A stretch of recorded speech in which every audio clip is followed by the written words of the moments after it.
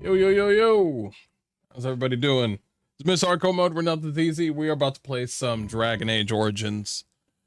But first, I need to make sure that I'm all set up here. Did my stream go down for like 1 second? God, if it's not one problem, it's another. If it's not one thing, it's another. Oi.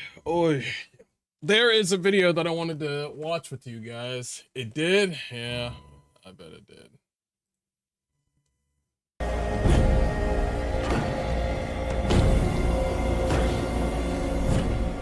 Van Russell, thanks for his follow. Much appreciated. How y'all doing? About to play some Dragon Age Origins here in a second, but I wanted to watch this video with you guys, if I can find it. Many.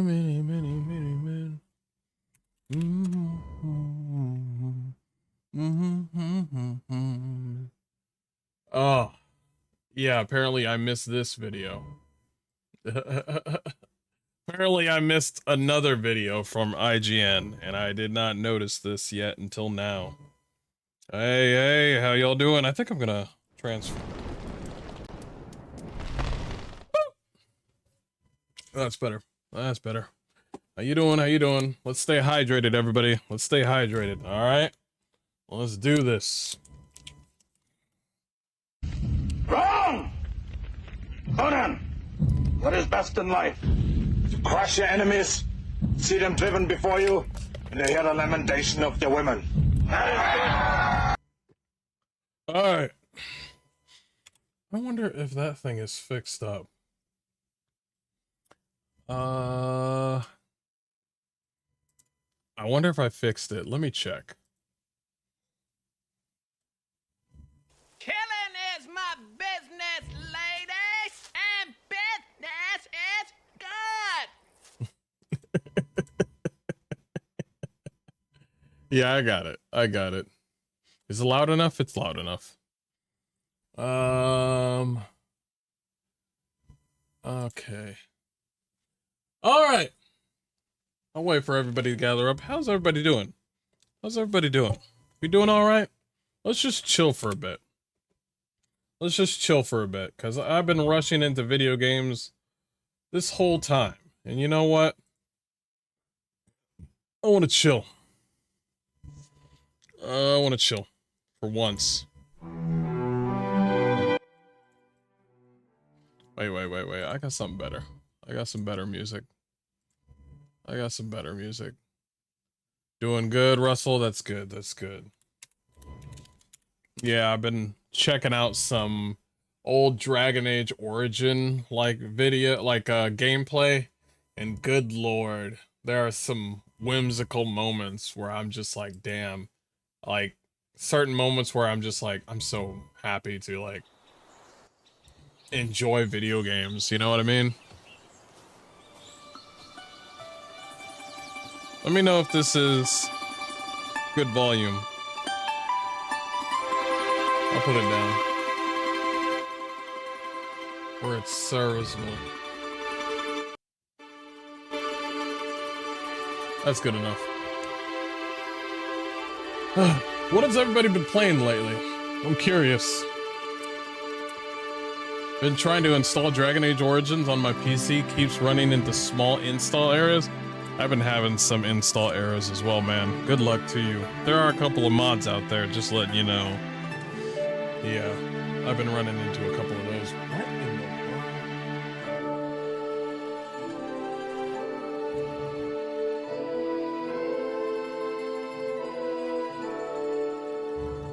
No, that right is right.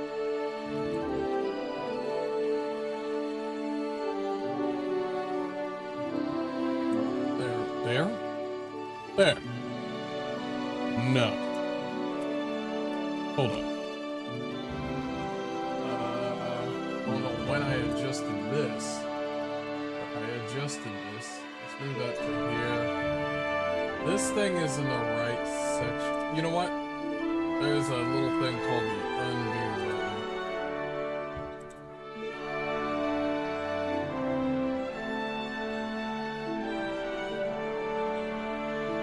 That's right there. Why is that over to the... No, not that one. No, not that. Jesus.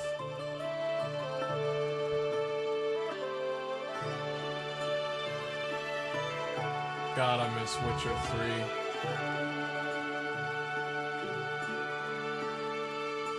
Move this out of the way. Put this right here. Ah. Oh, fucking with this thing all day. Space Marine 2 and Resident Evil 2 Remake? Yeah, dude. I hope you're having fun. I know you were excited about that game.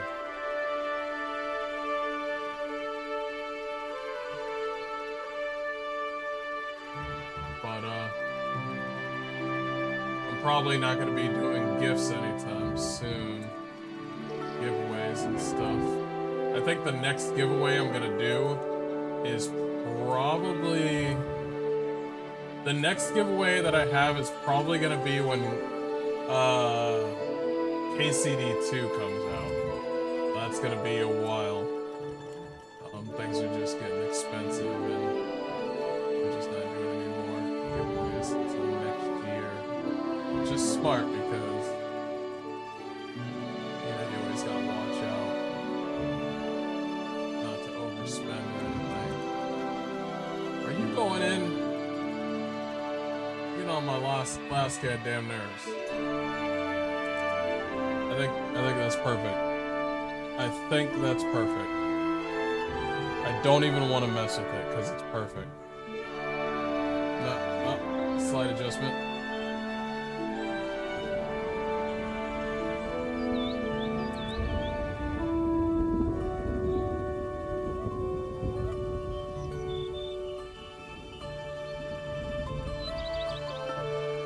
That should be good.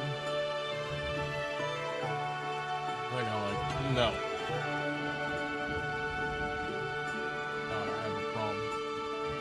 OCD problem. Is that good? I think that's good. What else have you guys been playing? Persona 3 Reload lately and Cyberpunk 2077 to hold me over till Dragon Age Veilguard. Yeah, that's good. That's good.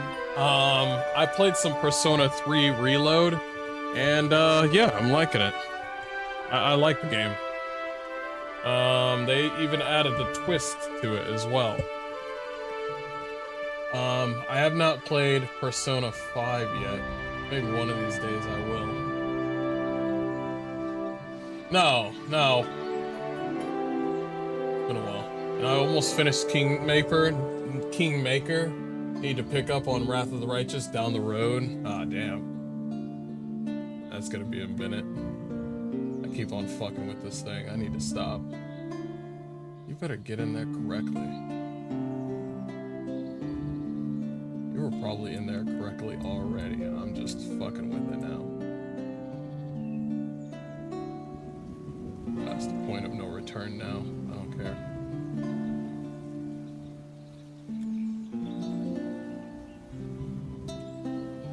It's crazy how eye-opening we've all seen game developers and the way some of them truly feel and how they portray video games and stuff like that.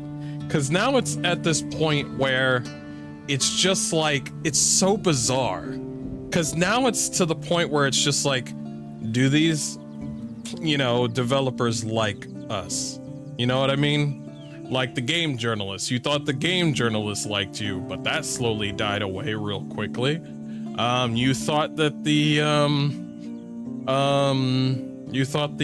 game developers liked you. The game developers don't like you. They're not even gamers themselves. The journalists or the fucking game developers. They're just. I blame women. That's right. I'm misogynist. I blame women. Some things you just can't stand. It's just unbelievable. It's come to a point where it's just like you remember back in the day when they kept on harping about us about Mortal Kombat or blood in video games and how it's violent and how it, all that bullshit. Then it died down. Then it built back up. So it's like an emotion thing now where it's just like, oh, it's gonna pick up. Oh, it's because of this, and then they forget. They forget. And I'm just wondering to myself, the only person that would bring up the whole violence on video games thing, or bringing up DEI bullshit, would have to be women. No real man, or Twitter freaks, no real man would actually come up out of nowhere and just be like, oh, we need to put some inclusivity, or we need to die down the sexual themes or anything. No self-respecting dude no normal dude is thinking about this. So somebody out there that's got some social issue, or it's getting tiring, is basically what I'm saying. Somebody has a sociopathic tendencies, and they just keep on keeping on with you know what this game needs? Harley Quinn, who looks fucking ridiculous, we're gonna kill Batman in the most disrespectful way, but because he's a white rich man. Ugly black lady that we keep on rehiring, and fucking the chin of all chins on Wonder Woman. And I'm just, and to be fair, Wonder Woman did look great, but, and also at the same time, you remember when in Kill the Justice League, like all the Suicide Squad members kind of mourned the Wonder Woman lady, and I was like, what the fuck is this? Why are you mourning the Wonder Woman lady? So you're out here killing other people. I hear you. I feel the modern message is becoming more and more of a priority than actual. It's actually starting to become like, it's now that it's more prone now, everybody's starting to see it. I think the biggest turning point was Concord. Like, you know, the scale of people who are tired of their modern audience bullshit after Concord. Concord was seen by everyone. It was a PR masterpiece. It went everywhere. And when it first revealed itself, everybody said, somebody's gonna be like, oh man, we don't want a hero shooter. You do want a hero shooter, just not that ugly piece of shit hero shooter. Because what other hero shooters coming out? Marvel Rivals. Why is Marvel Rivals going to succeed and come out? Why is First Descendant coming out? It's a kind of a hero shooter. How come those games came out? They're hero shooters, but not this one. It's because video games is art.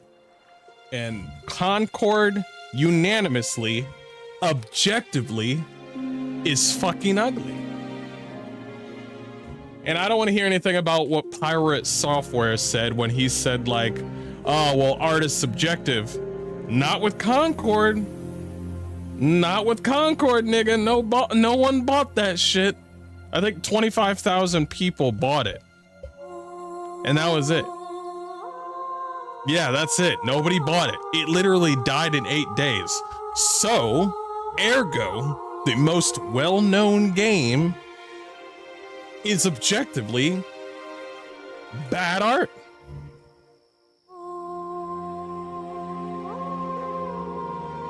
Seeing Concord crumble in under 2 weeks and Wukong Space Marine 2 do huge numbers might cause some publishers to take notice about what actually sells. Yeah.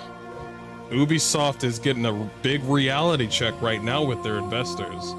That was their art. That was a dumpster fire. If you don't like modern social politics and gaming, oh boy, you're going to like Tash and the Veilguard. I heard that they were going to make Tash and the Veilguard trans. I don't know if that's true or not. I told you she looked like my dad, and you all are about to see. Y'all are about to see. Hey, it's all up to you guys. I just find it absolutely funny that people look at Concord and they just, have you seen some people like streamers or YouTubers and they'll look at Concord, it did not sell, it got shut down, and they're just like, well, how did this happen? And I'm like, this is a prime example. You know what this reminds me of? Of like, why don't women in sports not have full, like all their seats filled? Why do women in sports don't get as much as money as men do? Because you don't sell any fucking tickets. But the fucking news has to be like, oh, I wonder why the girls don't get paid as much as the male fucking basketball players or baseball players. You don't sell any fucking tickets. And so with Concord's a perfect example. And people are like, I wouldn't say it's the art design. Nigga, are you serious? What is the one game or one platform that is highly well known, be it music or whatever, that is highly profitable, and it just has one cute woman on it? has a lot of money to it, and it's still well known by a lot of people, and it's music related.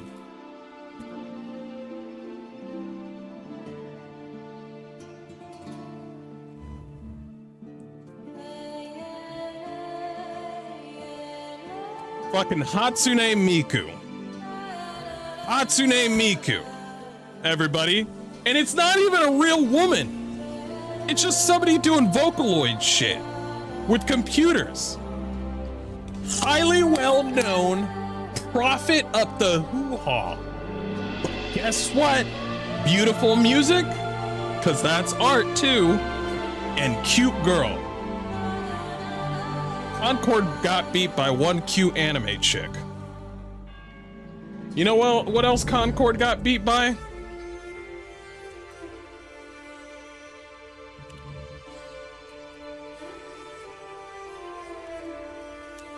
That's a good one.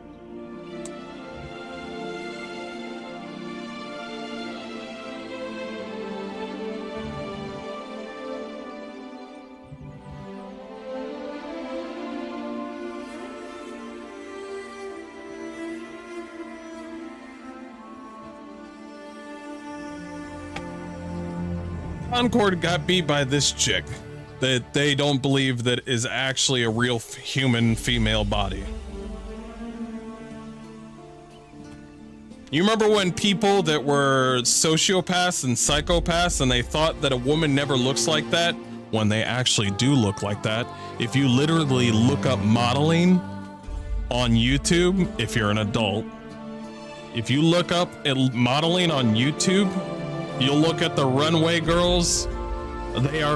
Some of them are hotter than fucking Eve in Stellar Blade. So what are we talking about here? These are people that have never gone to the gym. These are the people that try to ignore beautiful people until they're at home. Then they start rubbing their pussies, okay? That's when they start to notice them. We know what it is, okay? It's just an agenda-driven nonsense. All of it is agenda-driven nonsense. It's a shame. It's a shame. But keep going.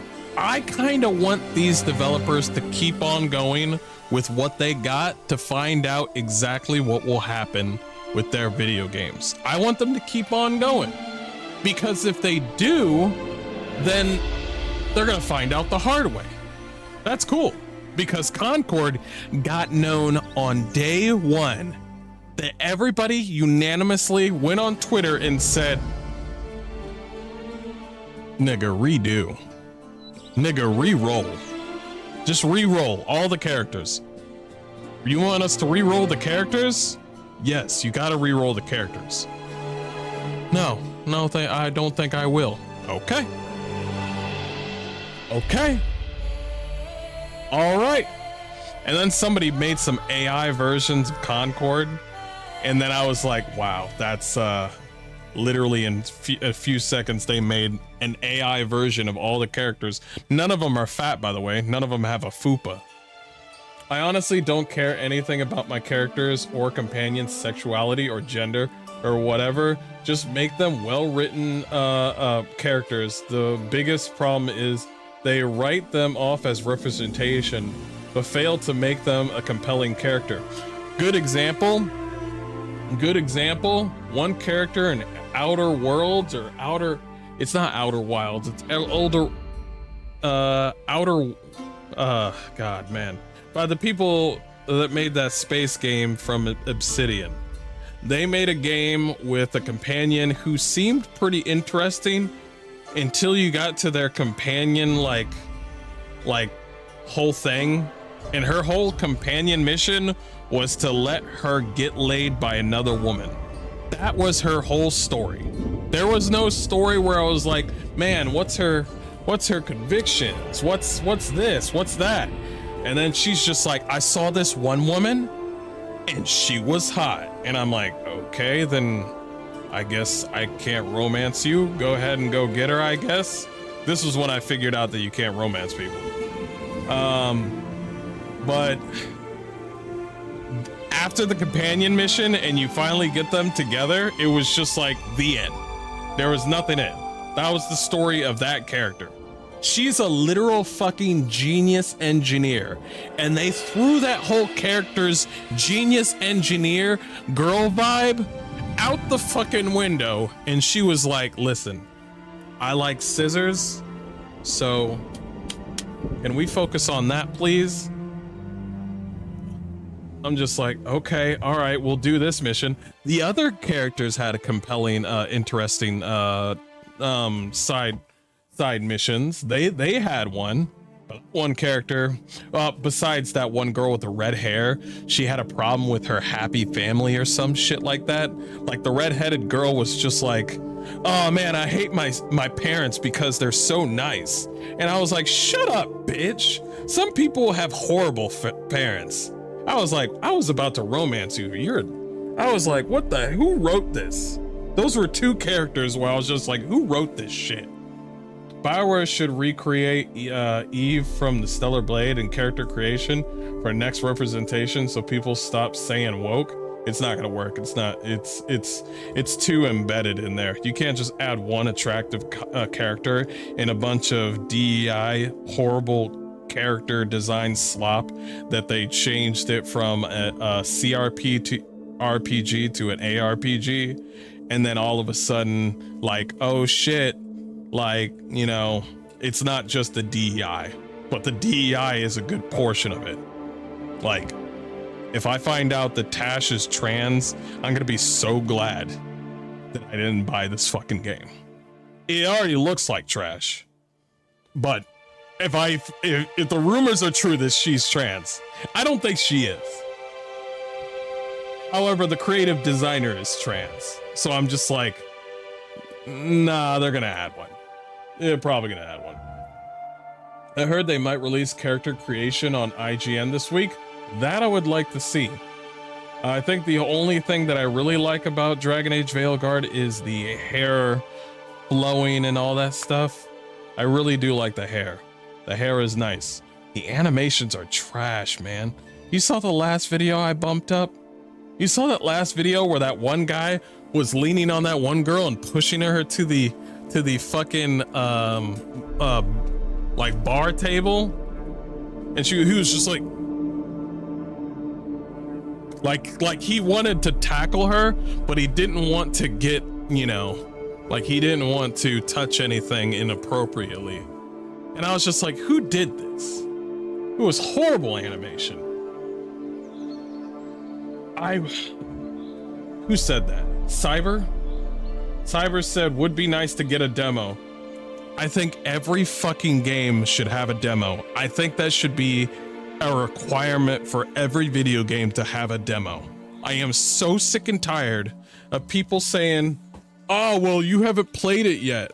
And I'm like, bring out a demo then. Because we're not going to do this whole song and dance thing where we're just like, oh man, well, it hasn't even come out yet. And then you play the game and you're like, yeah, it's still trash. Oh, look at the time. You played longer than 2 minutes. Guess you can't return the game. Oh no. Now you're stuck with a shitty game. And $70 gone. Have fun. Have fun. If the cover of the game looks like shit, then why should I even look at the paper? That's what Asmongold said, and it was perfect. I'm not gonna steal that. I mean, I'm gonna steal it, but I'm gonna let him know that he said it. If the cover looks like shit, then why should I even buy it? It could be worst case scenario with Tash, romance her, then go both, bother? I don't know what you mean.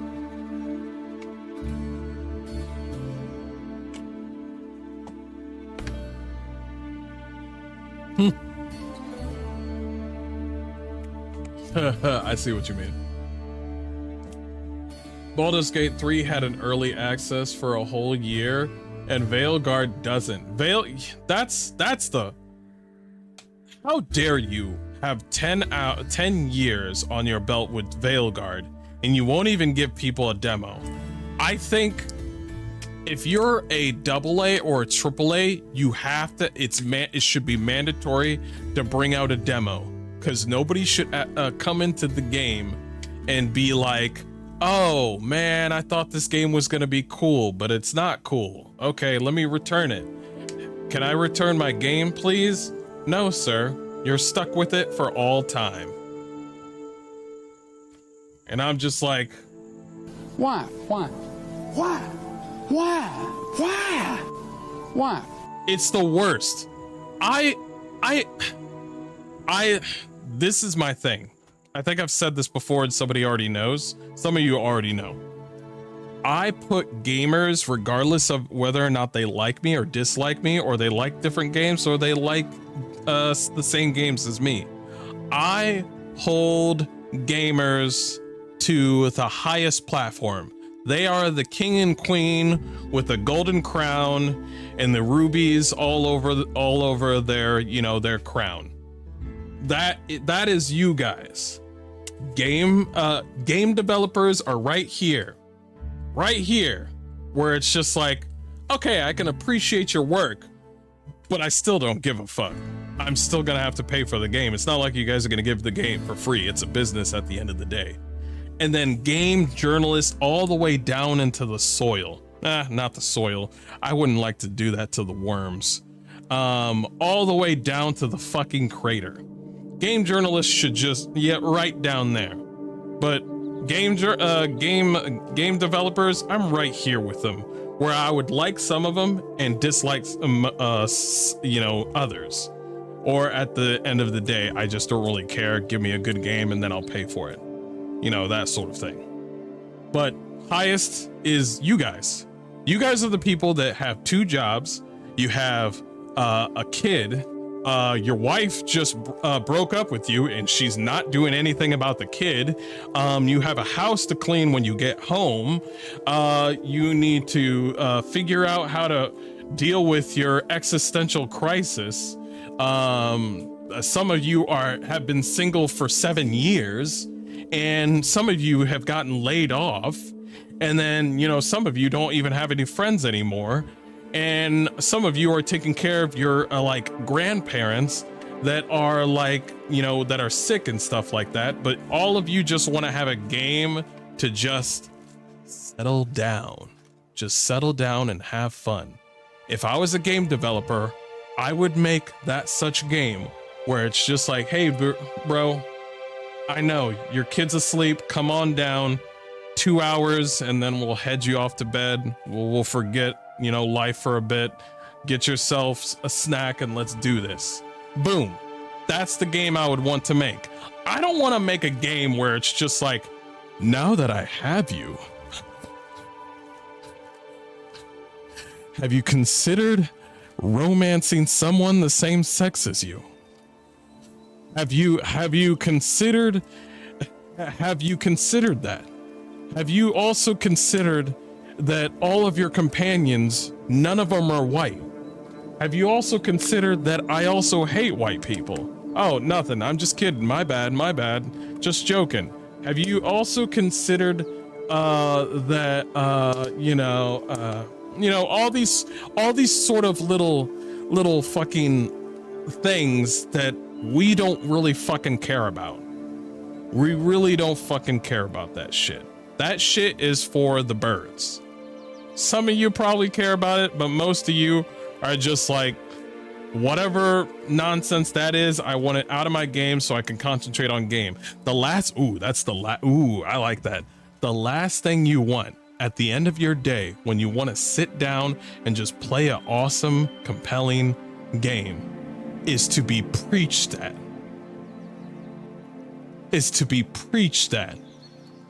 You want to sit down and relax. You turn off your brain. Boop, you sit down, you open up the game, preach that. Everywhere, all over the game. Hey, here's this new character. And also, she's got 5,000 different colored flags all over her body. That's Suicide Squad, by the way. It's that sort of thing.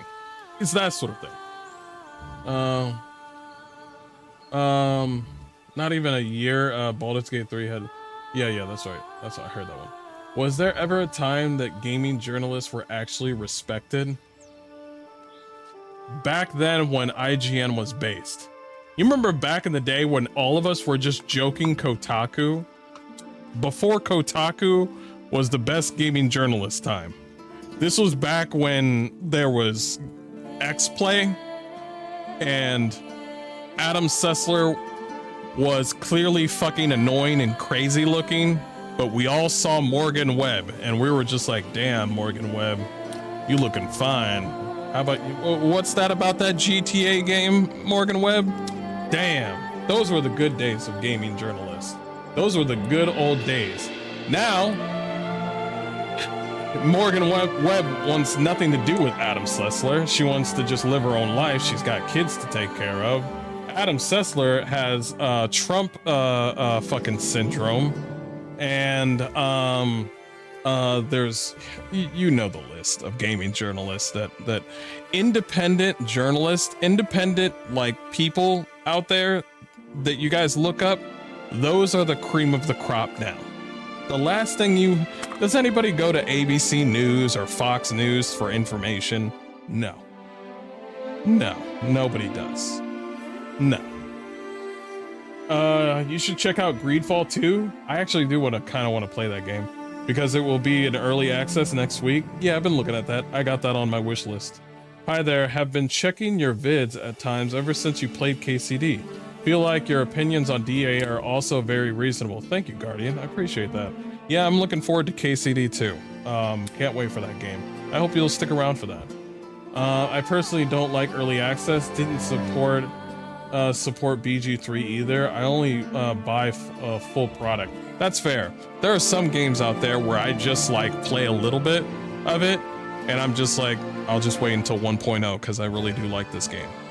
Like there's some like indie games where I'm just like, okay, this is a game that I'm at that point where I can pinpoint exactly the right game for me. Because back in the day, I was shit.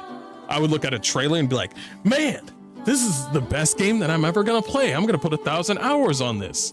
Turns out it's Fallout 76 and I played like literally 15 hours of it and I threw that shit out the window. Like now my eyes are sharp as fuck to find a good game.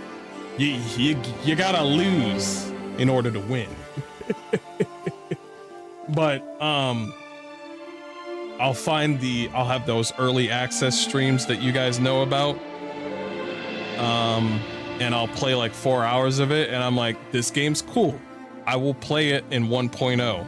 Some of you guys like to play early access games and eat the whole fucking early access game. You like to gobble that shit up. And then once the 1.0 happens, or like a next major patch, you guys eat it up like that. And then you guys are just like, well, that wasn't a lot you added. And I'm like, bro, you ate the game up.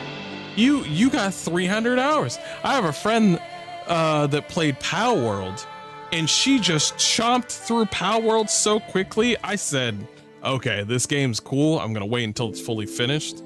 She ate that game fucking up. She has a mountain of pals everywhere, like crazy amount, and that's cool. But I like to wait until 1.0. I wanted to like Greedfall, but I could not get into that game. I understand that. Greedfall was kind of hard to get into. The good old days of G4 TV back in the day. Yeah, bro, I miss those days.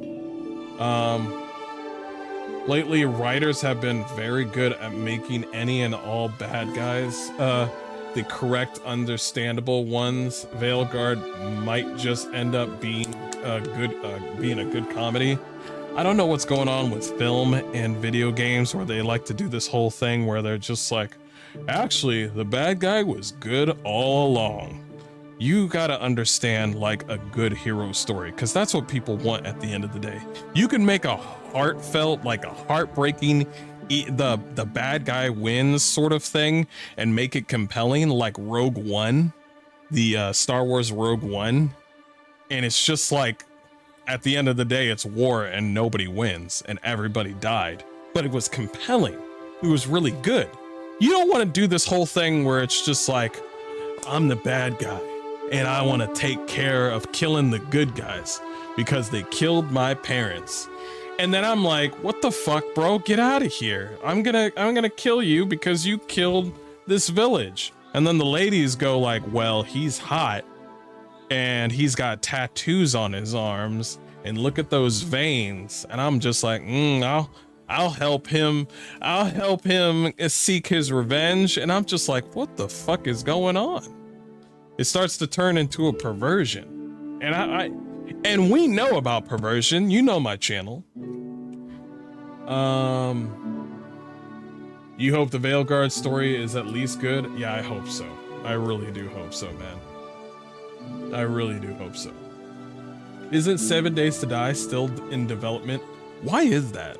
Why is that? But damn, those side quests. Why is Star Wars the Old Republic MMO side quest look, oh shit, things moved. Look more in depth and more of a conversation. This was back in the day with BioWare. I know they're updating the game. This was back in the day when BioWare had a set of gonads. They had good writers and people that knew how to put in a good story. I don't know about you guys, but the MMO of the Old Republic actually made me pay attention the first 15 seconds of the game. That is very hard to do in an MMO. That's really hard to do. For a one-player game, it's pretty easy. But when you start off the game with, like, whatever Veilguard did, well, we'll see. We'll see. I'm a mage, you know? You still need to beat Greedfall. It's not bad, just takes a bit of getting into. Yeah, it's kind of different. I guess that's why it takes a minute. I don't know about Veilguard, the game footage, the quality of the graphics, and already I'm not feeling good about it. The story feels like a side story in the vein of Dragon Age 2. It really does, because I don't know about you guys, but have you seen a side-by-side picture of the Qunari from Veilguard and the Qunari from Dragon Age 2?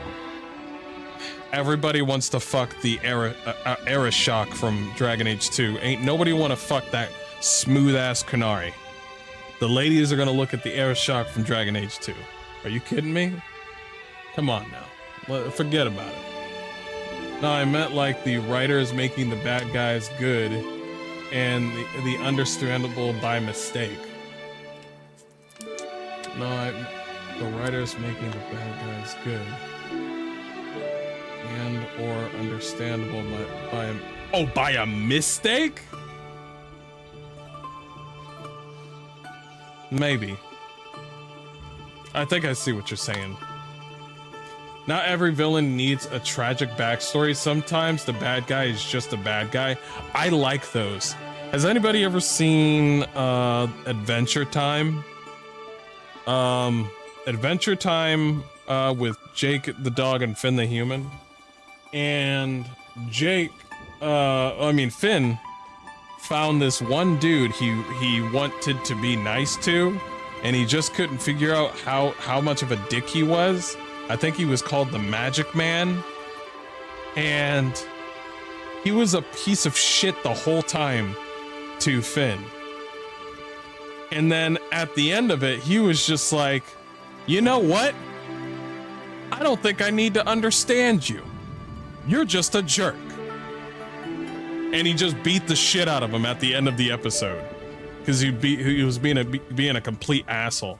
That was such a good episode. I remember that episode so vividly. He was just being a piece of shit to like everybody, including the main character. And then he was just like, I'm over here trying to understand this guy, but yeah. Yeah.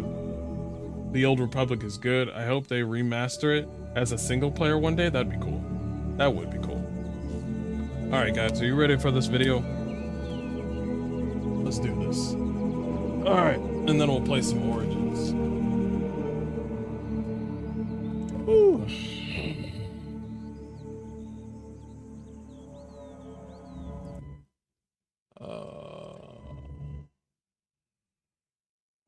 Ooh, okay. Hey everybody, this is Mr. Hardcore Mode where nothing's easy, here with another video on Veilguard, another IGN first, talking about getting to know your companions. Like they said before, the characters and the companions are the biggest piece of the pie, and of course, Solus, the guy that we're really interested in knowing more about, he's sort of sidelined. But he's not sidelined? I don't know. But we'll figure out these companions and what their deal is. And yeah, we're about to watch that video right now. I totally forgot this video, but I'm going to check it out right now with you guys. Let's go ahead and stay hydrated. Appreciate y'all.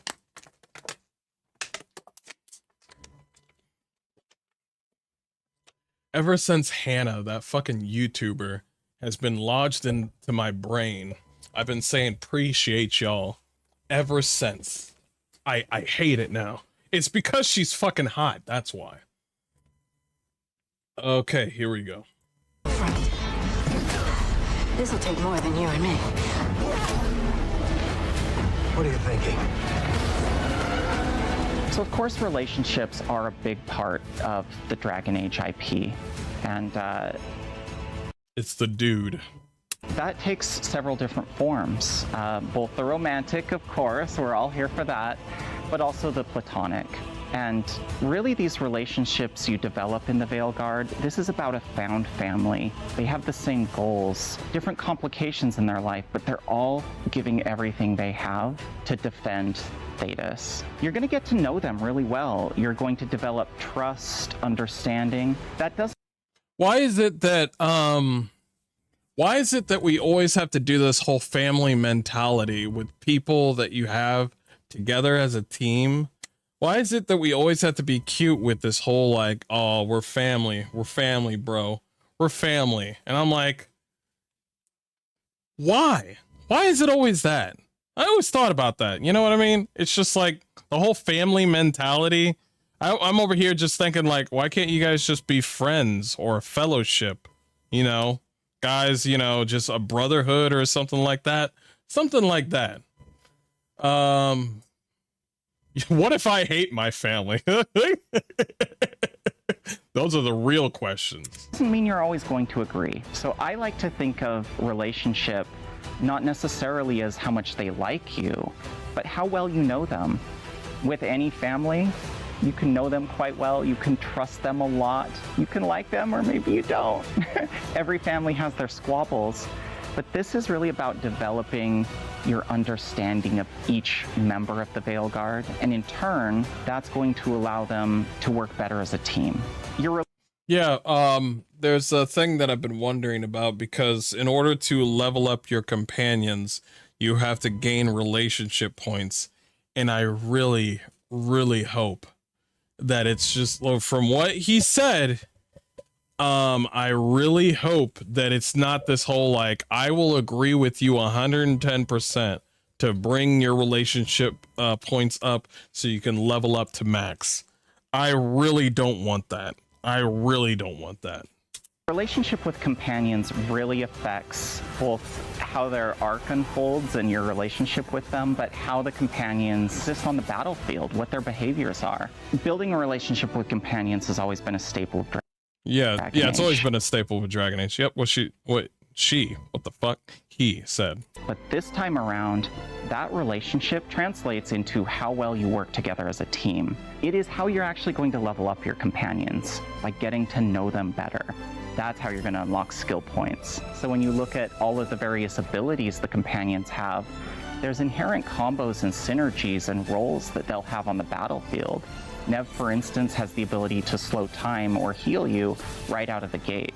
But if I really get the opportunity to know her, whether it's platonic or romantic, I'm going to help be able to shape her skills and augment those abilities that work really well with my own. I'm okay with it and getting augmented abilities later on with little passive bonuses for you and that character, and they gain like one extra ability or something like that. But here's a better idea. Throw that whole fucking relationship bullshit, that this little, hey, when we're here, we're family bullshit, out the window. Make it regular leveling, and then do like KOTOR does, because people love KOTOR. If you lean towards the dark side, your characters could lean towards that, or they won't, or lean towards the light side, and and most people will fold that way, or maybe they won't. Then maybe their appearances will change a little bit with this. Maybe they won't change at all. Some of them will leave. If I remember correctly, Dragon Age Veilguard, none of your companions will leave if you absolutely despise them. I heard that they will leave for a second and then they have to come back. I think that's fucking weird. I like the idea to where it's just like have the characters be believable, but also keep it into a game. So let them level normally like everybody else, because the last thing you want to do is just like, well, let me go level this one lady that I hate. I have to listen to her ramble for like 15 minutes, and then I have to do her fetch quest. And then, oh crap, she leveled up. Yay. Okay, now can you get these abilities now? Because now it comes to the point. Here's another thing. What if the companions, abilities and points have a stopping point? Because let's remind ourselves, a lot of us, when it comes to RPGs, we like to, we like to ignore the main mission and do all the side missions and just grind. So that means you're leveling up and your companions are not. Do you see what I'm saying?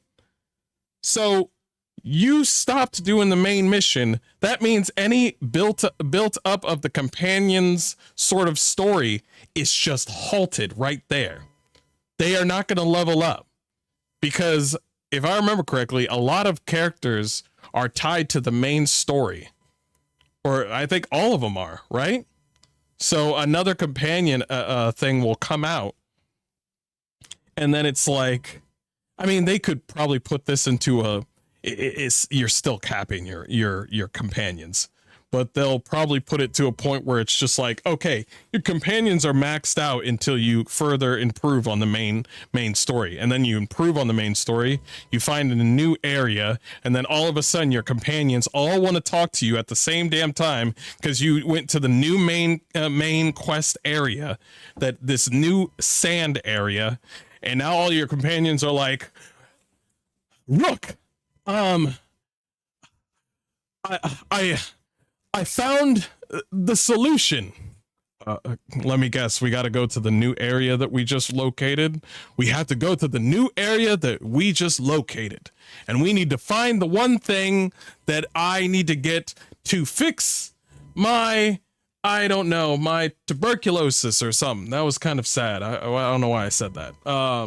To fix my allergy on onions or something like that. Something stupid. So that's what I'm saying. So what's the halting point? You know what I mean? Like I'm just saying. Own personal build. So our sense of teamwork really deepens. We need someone to be our eyes and ears in the shadows. Yo, turn this song off, please. Please, yeah. Well, Nev Nobody is wants to. our confident noir detective. I love to bring her onto the battlefield because she's just so incredibly capable. She's our ice mage, so really big on controlling the battlefield. And that's actually a good metaphor to her art. Don't say it. Don't say it. Don't say it. Let me guess. She uses cold magic and she's an ice queen. She's cold as ice. Please don't do it. You're gonna be a millennial. You're gonna be cheesy as fuck if you say it. She don't take no shit from no man. She wants to fight for change. She wants to fight for a better Minrathous, and she's going to use all the tools at her disposal to try and reshape Minrathous into a better place for all. She's very much a shadow dragon. This is among the mantra of the shadow dragons. They operate from the shadows, fighting for a better Minrathous. That doesn't... Okay, I'm not laughing over, so obviously I was incorrect.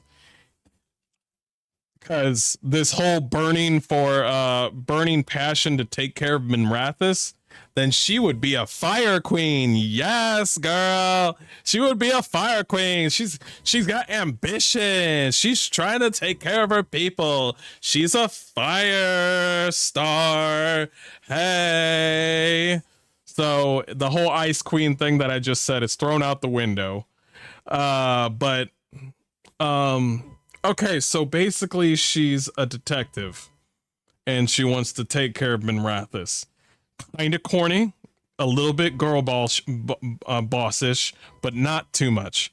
In order for somebody to be a girl boss, you need to find the girl boss. You can't. It's got to be to the point. In order for some woman in a film or a video game to be a girl boss, is for them to never do wrong. Period.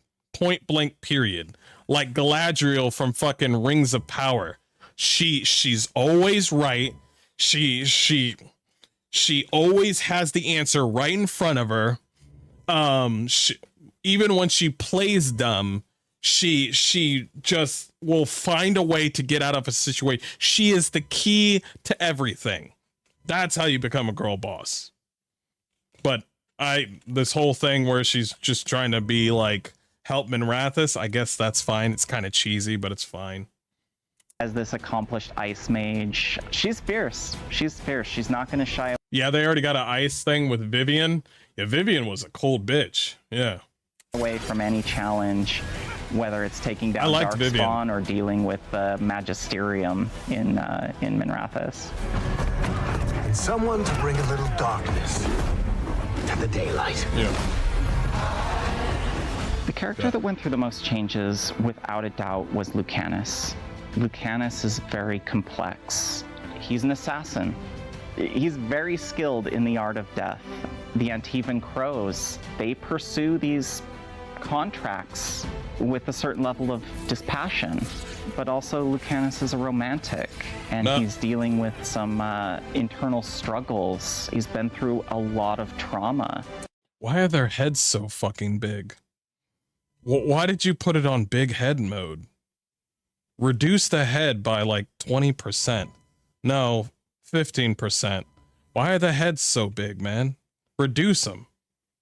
And maybe people will like the game a little bit more. But, somebody said something before. Does anybody remember Zevran? Zevran went through the darkest bullshit of his whole life. Zevran has. When it came to the Antivan Crows. They have done horrible, unspeakable things to orphans, according to Zevran's backstory. Horrible, unspeakable things, almost as unspeakable things as, like when the Witchers turn kids into Witchers. It's almost like that, but it's a little bit worse. So if I'm correct, they kind of downsized the Crows a little bit. We'll see. We'll see. I heard that the Antivan... Yeah, that's right. You're working with the Antivan Crows. Why is it that you're working with the Antivan Crows, the most fucked up band of thieves and murderers? You're trying to side with them. Bring up that little faction bar, baby. Bring it on up. But you can't be a blood mage. So we can work with assassins, people that have probably killed children. They've also messed with children in order for them to seduce people.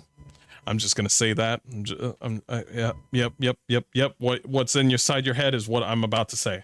But that is the Antivan Crows, and you're going to work with them. That's it. You're not going to work with the blood mages. You're too busy killing the blood mages. You can't be a blood mage when you're killing the blood mages. But the Antivan crows on your side?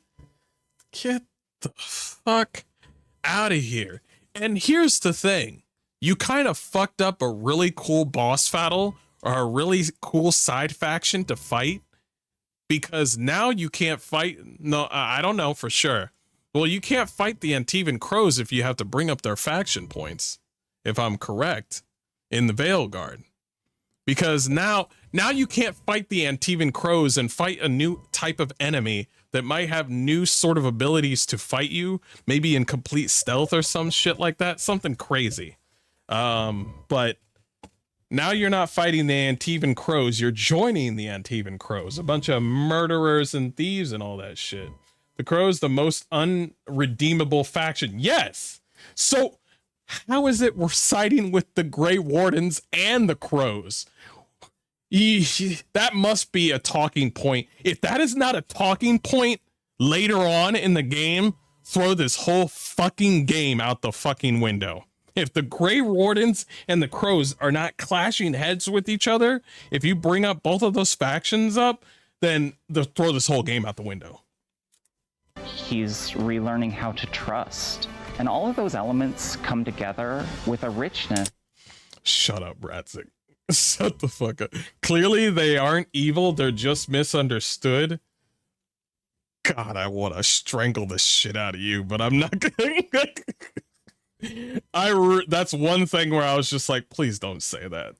Because I was thinking in my head and I was just like, what if the devs said that? And then somebody said it in chat. And I'm just like, oh, God. But it creates a lot of complexity in how we tell that story. So I'd say Lucanus is the first one that comes to my mind in terms of the thought that's gone into it, where we... I like how he's a romantic, so he's just a copy-paste of Zevran. He's a copy-paste of Zevran. Oh, he's a killer, but he's a romantic. That's literally Zevran. Had to make adjustments to really cover all facets of his character. Yo, silence the music, please. Into the fade, aren't we? Valara, oh, my dear sweet Valara. Can we talk about this real quick? I relate to Valara a lot. You can't...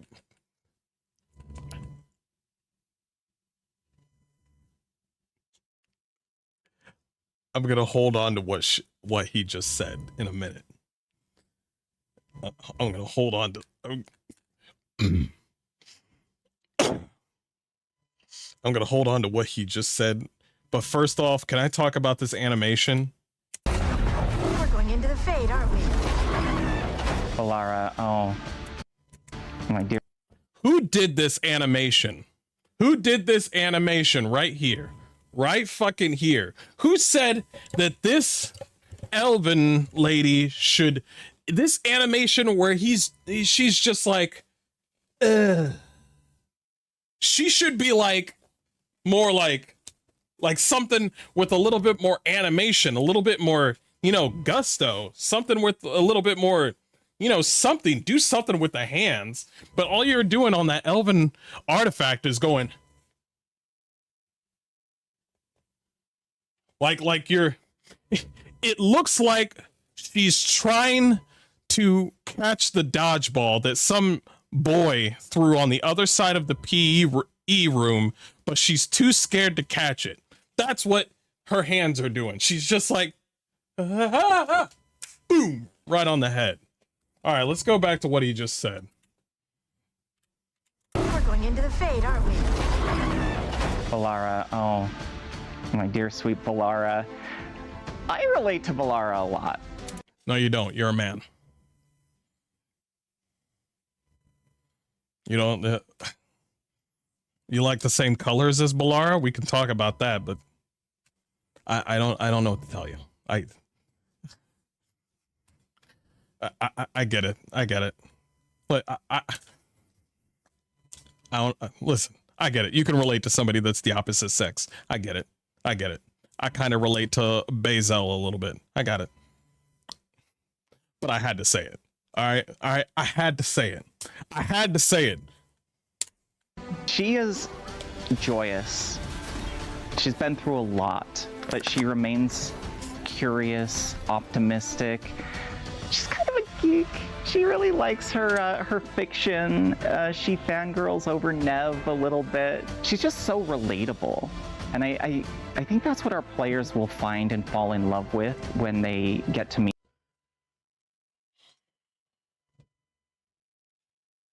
I am not looking up a Tinder profile on these characters.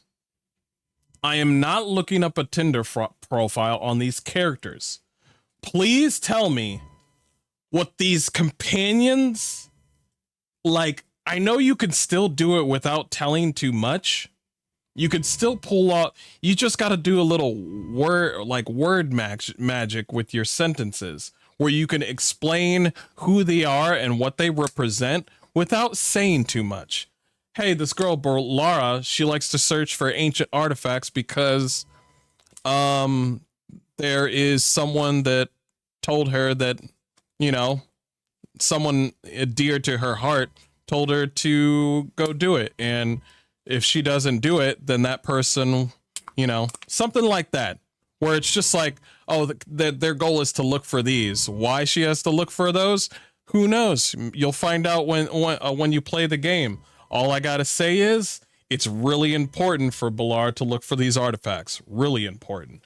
That will give people a sort of mindset like, okay, she really cares about her artifacts. And if you want to do this whole side thing to figure out what exactly she is, like kind and stuff like that, you could throw those words in, but you don't want to throw only those words in. She's cute. She's kind. She colors her nails pink, and she likes long walks on the beach, and she likes to watch Baywatch. And I'm just like, okay, but what does she do though? Like, what's her convictions? What's that?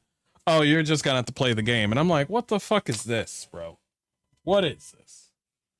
The cute time's over. I need to know the companions. This is not Dragon Age. This is Tinder fantasy RPG.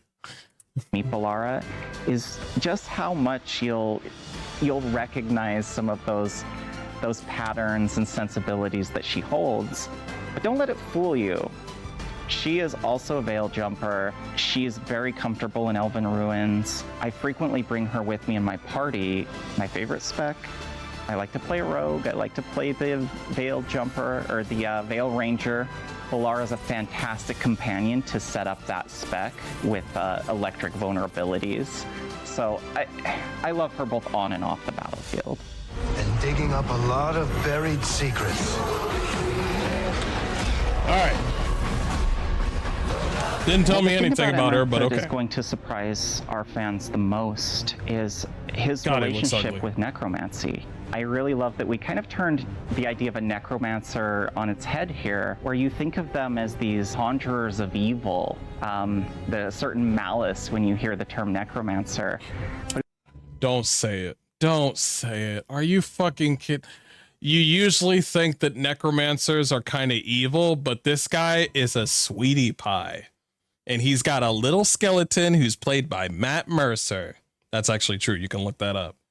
Oh, God. Why can't you just have one evil or two evil characters?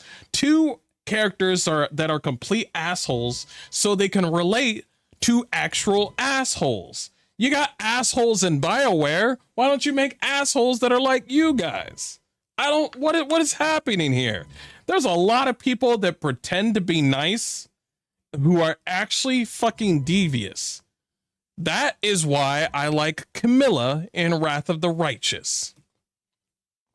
If you're playing that game and you don't know what I'm talking about, you'll find out soon enough.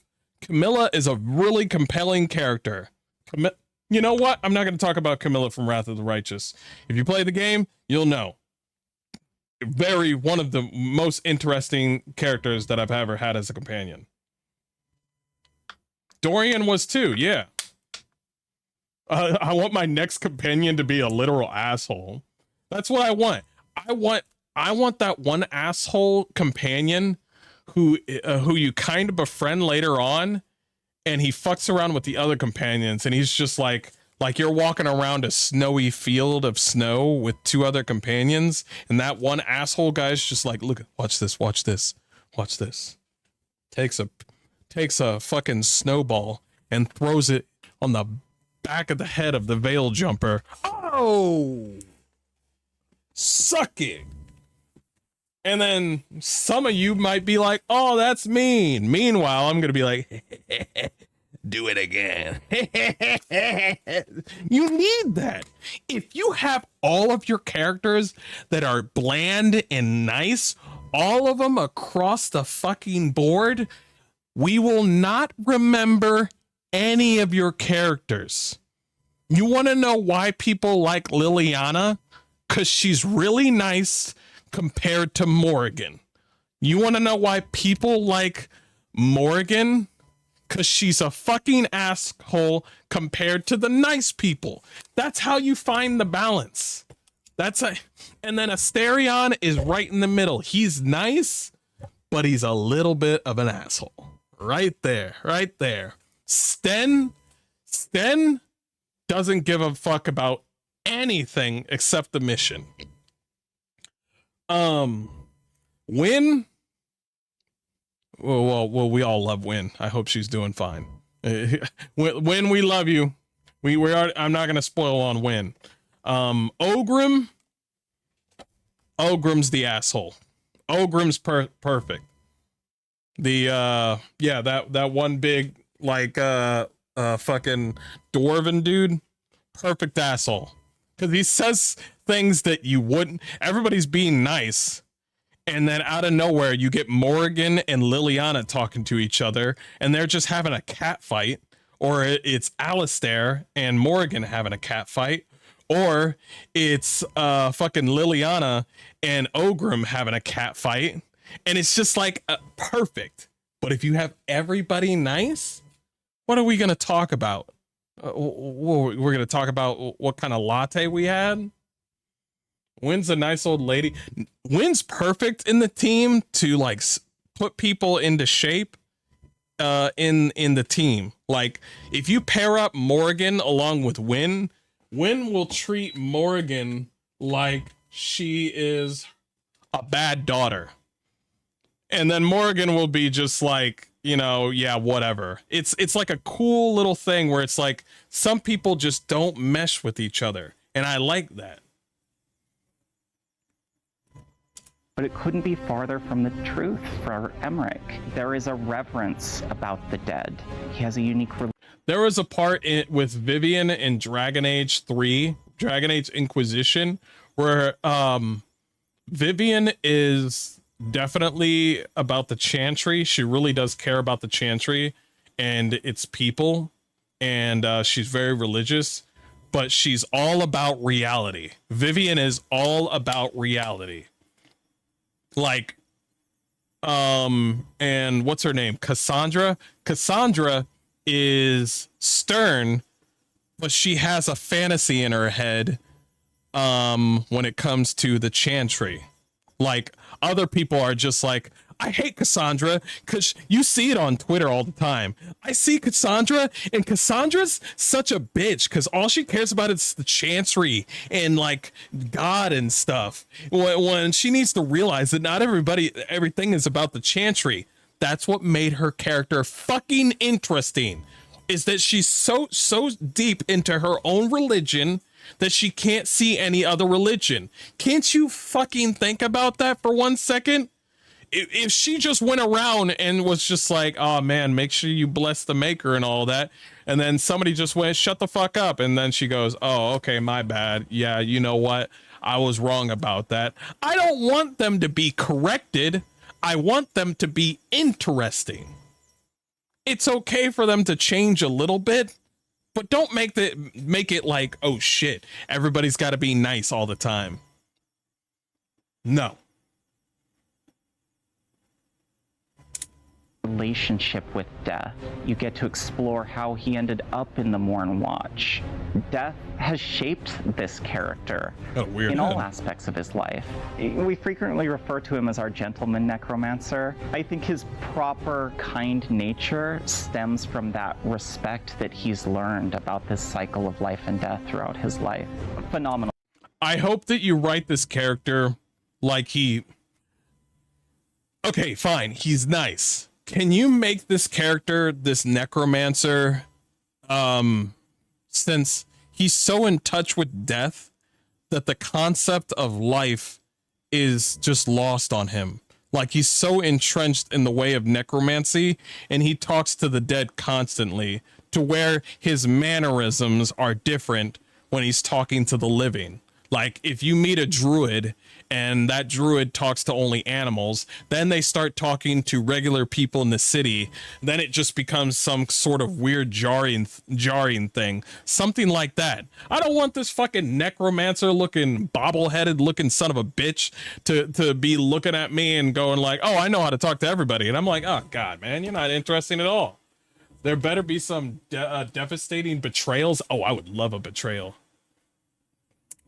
Character. In my last playthrough, I don't mind sharing, I romanced Emmerich.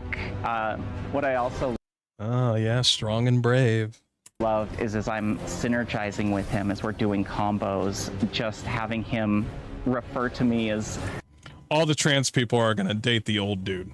I don't know what it is up with trans people, but trans people like two things: strong mommy dommies or old dudes. I don't know what it is, but it is what it is. But listen, I'm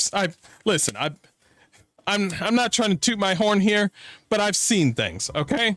They like old dudes that keep to themselves, little cute little salt and pepper shaker old dudes, and big mommy dommies. It's either one of the two. That you can't bring them together though. For some odd reason, trans people like that. It is what it is, but I've noticed it. My dear on the battlefield. Well done, my dear. It just fills me with joy every time. Perhaps what these did I say? murals aren't simply memories. They're what Solus wishes to forget. So Manfred is like a son to Emmerich. He very much has an affinity for this wisp, this life force that he's given a second chance through this skeletal body. And in many ways, it's the story of a parent raising a child. He needs to teach Manfred and help him along to develop as a character of their own. He's dead. It is a man and a skeleton. It's a skeleton. He need to raise him. He's the skeleton is older than Emmerich. That old fucking skeleton raising him? Raising him to what? To the dirt? Let me raise these fucking skeletons from the dead? No, to make them learn how to operate in a stable society. To make them volunteer for blood donations. To make them volunteer for the tennis club. Let them get further acclimated into today's society. What are you talking about? He's a skeleton. He's been around the world longer than Emmerich. Maybe, maybe not. And also, he's dead. What are you going to teach the dead person about? He's dead. Things like learning new skills, how to assist the Veil Guard. Some of our most Is Manfred not just a spirit inhabiting a skeleton? Basically, the low-tier enemies we fight in. Yeah, pretty much. DM Curator, thank you for the follow. Much appreciated. Yeah. Yeah, it's a wisp inside of a skeleton. So it's a dead thing in a dead thing. And so this living thing is trying to be a father to a dead thing that's attached to a dead thing. Am I having this right? charming moments are in dealing with Manfred. I must say, I absolutely love the interactions. They just have me rolling whenever Manfred steals the show. What about Darkspawn? Yeah. Someone who will stand between us and a pack of demons. All right, let's talk about the black When guy. we were thinking about Davrin, how we you were were going to you were thinking about black people. Just say it. develop him as a character, we had to think about how is he going to show up on the battlefield. And it was unique because he has Why would you do my man's eyebrows like that?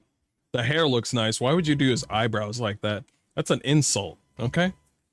All right, that's an insult, all right? Also, our noses aren't that big. Well, called myself out. But the eyebrows, though. this, I guess you could say, companion of his own, the Griffin Asan. That makes him as a companion very unique because Asan shows up on the battlefield.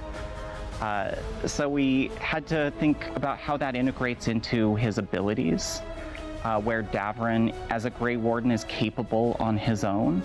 But also, when does he call upon Asan, and what does that look like? What happens if you're indoors? Nothing happens. So a lot of considerations there, but I'm really proud of how Asan shows up in the game alongside Davrin. And indeed, when you're doing some of Davrin's content, just seeing Asan gliding through the environments, Asan, indeed, when you're doing some of Davrin's content, just seeing Asan. I'm watching this warrior attack all these brutes, and there is no stagger. You know how annoying that shit is? When your enemy is swinging giant axes and you can't even get in there. They just keep on swinging. There's 3 of those dudes in there, and they can't, the main character can't even lay a fingerprint on any of these because because this is what happens. This is what happens. You hit them, they don't stagger. Unless you do an ability, then the stagger starts to happen. Or you get hit and you stagger. You stagger just by getting pimp slapped by the wind. It's kind of annoying. On gliding through the environments, you really get a sense that they care and they're protective about each other, but the work the team did to realize that was an incredible challenge. So kudos to the animation, the gameplay team. What's up with my man's fucking neck? You want to talk about that? You want to talk about its fucking neck? It looks like I bent a paper clip. That's his neck right there. I don't know. I don't know about that neck, bro. Like, when he's standing up straight, looks fine. When he's sitting down, he's just like... I'm just like, all right. I'm just looking at it and I'm like... They did a wonderful job. I hope this is what they do with Davrin, where he gets really, really protective of the Griffin to the point where he's just like, he has to make sure that this Griffin is protected. He wants to see if there's other Griffins out there, and he wants to make sure that this is his moment to shine as a Grey Warden, and he needs to basically, you know, he's like, yo, if I do this, I'm going to be well known or something like that. I need to protect this Griffin. And then the Griffin gets in trouble, and then he gets pissed off. And, you know, this creates a little bit of a disturbance between the two. And, yeah, he's trying, like, Davrin's trying to separate, like, a duty to a what's the word? Separate duty from triumph, to where he's just like, I gotta make sure I do this. I gotta make sure that I do this. And then, you know, you try to figure that whole thing out, whether or not they'll be, you know, of course they'll be friends at the end, but you try to figure out, like, how to find other Griffins together instead of, you know, trying to make this a whole glory thing where it's just him trying to, like, this is what I want to do. This is why the Griffin came to me and me alone, that sort of thing. You know what I mean? Integrating that. They're really trying to pop it. Yeah, I mean, they did. Yeah, they did. So when we think about Davrin and his being the Hey, now he's wearing armor. Hey, we're getting there. We're getting there. The tank is finally wearing armor. representative of the Grey Wardens within the team of the Veil Guard. Armor looks horrible. It was an opportunity for us to really go back to some of those roots that we know our fans, our players deeply care about. Dragon Age Origins, of course, was so Grey Warden forward. We want to evoke those memories, those connections that our players have. And I absolutely... Can we talk for a minute? Dragon Age Origins is not Grey Warden. Dragon Age Origins is Dragon Age Origins. I'm sick and tired of them talking to us like, hey, we got Grey Wardens. You see? We got Grey Wardens. You remember that? Look at we found a griffin. You see the griffin? You like Dragon Age Origins, right? See, we got the Grey Wardens. You see it? We like Dragon Age Origins because we like Dragon Age Origins. Not a piece of Dragon Age Origins, all of Dragon Age Origins. Get it out of your head that it was just all about Grey Wardens. We liked all of the story, the mythos, the lore, yada yada. Love when you're journeying with Davrin, not only his aesthetic, how he carries himself as a warden, but how he interacts with his fellow wardens. The little wrinkle of, hey, there actually are some griffins remaining in Thedas. How he learns as a warden to train and interact with these griffins that, to our knowledge, haven't existed for quite some time. He just confirmed that there's other griffins. He just confirmed it just right there. He just spoiled it. How the fuck did you get huge? Who the fuck is this? Why is almost nobody talking about the companions having to impact in combat and the huge pruning of active ability slots? You're the only person I have seen touch on this issue. I say, listen, I don't know how this giant person just went giant. I'll figure it out in a minute. I'm gonna figure out a minute. I talk about literally everything. Everything. Boy, you better get... Who the fuck? Why are you in this shit? You piece of shit. Get the fuck... Get the fuck out of here.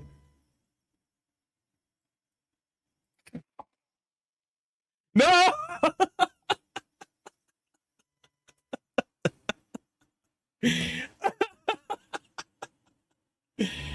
Oh my gosh. I state this because I'm really deep into the lore. I'm really deep into it. I cared about Mass Effect, Dragon Age, anything that BioWare made. I liked it all. It's because I cared about the systems that they placed in their game, the way they like everything. I'm just gonna turn this thing off. Okay. Unfortunately, one of them got big and I don't know how to fix that. I'm just gonna turn it off. Basically, I had all my N7 gear. I cared about Mass Effect so much. I even went up to Andromeda. I even tried Anthem. I was trying really hard to like the shit. I was a BioWare shill. I gobbled it all up, whatever BioWare did. I even tried to stay with Anthem the longest I could. And then I told myself, you know what? Fuck you, BioWare. And then I'm now in this point now where it's just like, okay, not only is there bullshit DEI bullshit in here, but there's also gameplay bullshit in here that's completely wrong. There's also an art design that is completely wrong. Or no, I'm sorry. They can draw whatever they want. I'm just letting you know their drawing is shit. That's what I'm saying. Yeah, you can draw whatever you want, but your drawing is shit. Okay, all right. I'm not going to tell you what to do. If you want to draw shit, draw shit. The game physics is wrong. Nice hair, though. Nice hair. I mean, I would like to bring up the DEI shit. The DEI shit is clear as can be. This game is not going to sell very well. We've already seen the numbers on everything.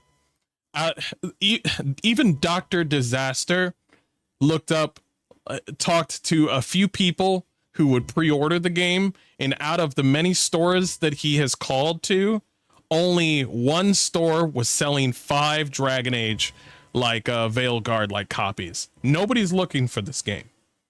Maybe this is the time where nobody does pre-orders anymore. Maybe. I could be wrong, but I'm looking at the view count, and I'm also looking at the like and dislike count. You know what game that everybody has been looking at? Space Marines 2. I did not think that Space Marines 2 was going to pop up like it did. I thought only the niche audience was going to get on Space Marines 2. Now everybody's on it. It is insane.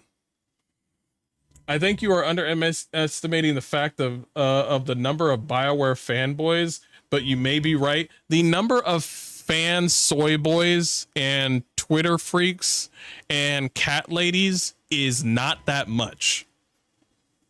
I'm not underestimating the number when the number is low to begin with. That number of those people are, people are going to look at this game and be like, oh shit, another Baldur's Gate 3. It's not another Baldur's Gate 3. It's gonna have its moments though. It's gonna have its moments for a little bit, but then people are gonna notice a strong ass difference between Baldur's Gate 3 and this game. They're gonna have their moments like, oh yeah, I'm thirsty for more things kind of like Baldur's Gate 3. The biggest audience that you're going to have is your normal audience. Not the modern audience, the normal audience. People that want to come in, feel good, look at beautiful characters, look at beautiful sceneries with a compelling story. If you cannot deliver at these points, because they're very important, then I don't know what to tell you. It is nowhere near Baldur's. Yeah, it's not. 140-ish people went to the press event on September 5th. Should be interesting to see what the impressions are. Oh, I totally forgot to tell you. I looked up I stopped Luke's video about where because he went to the press event. Luke said one thing where it was, I literally watched this video for 1 minute and 15 seconds because he said this. Hey guys, I'm going to talk to you about Dragon Age Veilguard because I was able to play a lot of it, but I can't talk about it. So, and then I turned off the video. They put a fucking embargo on everybody that played the fucking game. Everybody that played the fucking game. Anybody that has a game where they say, oh man, make sure you hush hush. No. Don't like that shit. That's a big no-no. Now, granted, they're able to have criticisms and they can criticize other videos like IGN first videos or something like that, but they can't talk about their own experience, which I find kind of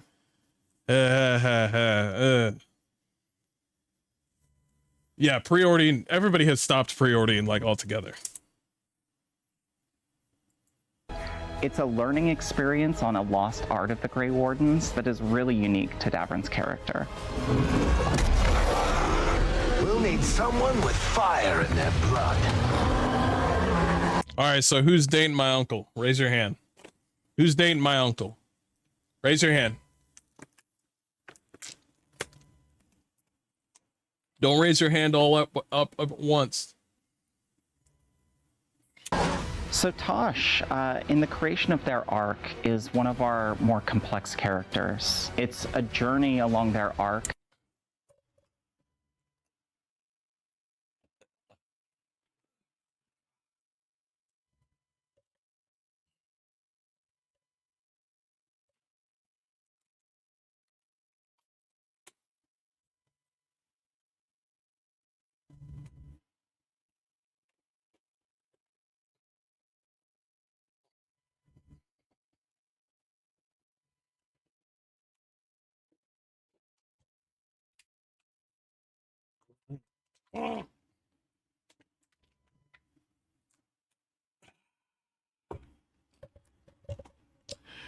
Let's continue. That is about introspection. Where do I belong in the world? What are my In the fucking trash can. What the fuck do you think? boundaries? What do I fight for? How do I become at peace with who I am? Lose what? No, I'm take care of the face. Everything else is fine. Take care of that face. They made a black person play as a Canary. Everybody sees this. Everybody sees this. We all see it? Okay. So I love the juxtaposition, actually, between Tasha's personal journey and this imposing literal dragon slayer. That sort of hard exterior. I know what you're gonna say. You're gonna say she's got a hard exterior that focuses so much on how to dragon slay. She focuses so much on dragon slaying, but her personal personality, she doesn't know how to talk to people. Cause this strong Dami mommy barely is not really a talker much. So she is more unga bunga than talky like some of the other companions. So the stuff that she'll hear doesn't really make sense to her. And really gentle interior. It makes Tasha a really special companion. A gentle interior, another kind companion. Everybody is nice. For me. All right, yeah, I have to talk about the steamiest romances. All I can get, for me personally. Bro.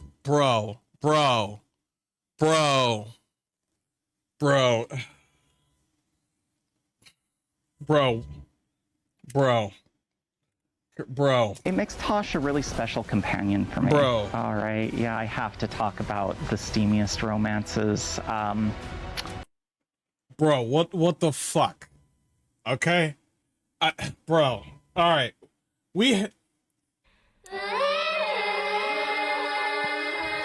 I get it. We're all people here. But can we have some level of, like, professionalism? Okay? All right, I get it. I get it. But now I'm over here just like, I don't want to know about the steamy. I'm like, now we've gone to degeneracy mode. Baldur's Gate 3 and all of their freaking people have never gone into degeneracy mode. They all go like, oh man, let's focus on the gameplay. Oh man, let's focus on the gameplay. And their romance with each and every character is really compelling and really interesting. You find out on your own. I don't want to listen. We as gamers, I know they're gamers too. Take it for what it is. I know they're gamers too, but let us do the tongue licking, okay? Let us do it. But because when I see a game developer to it, it's kind of weird. Because if I made a video game for you guys and be like, yo, did you romance my favorite character that we drew? You guys would freak the fuck out and be like, yeah, I guess. What the fuck?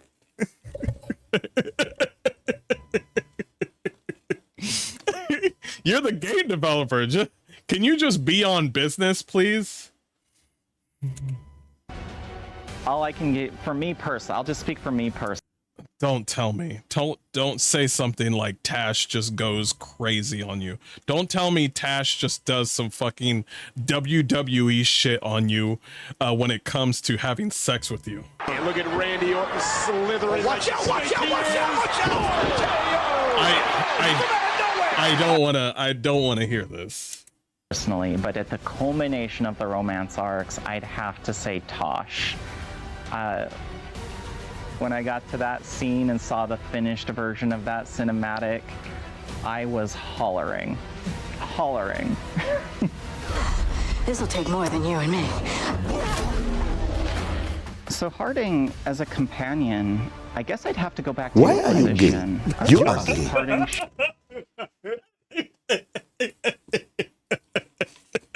To be fair, that's a man. To be fair. showed up, she was your scout on the field.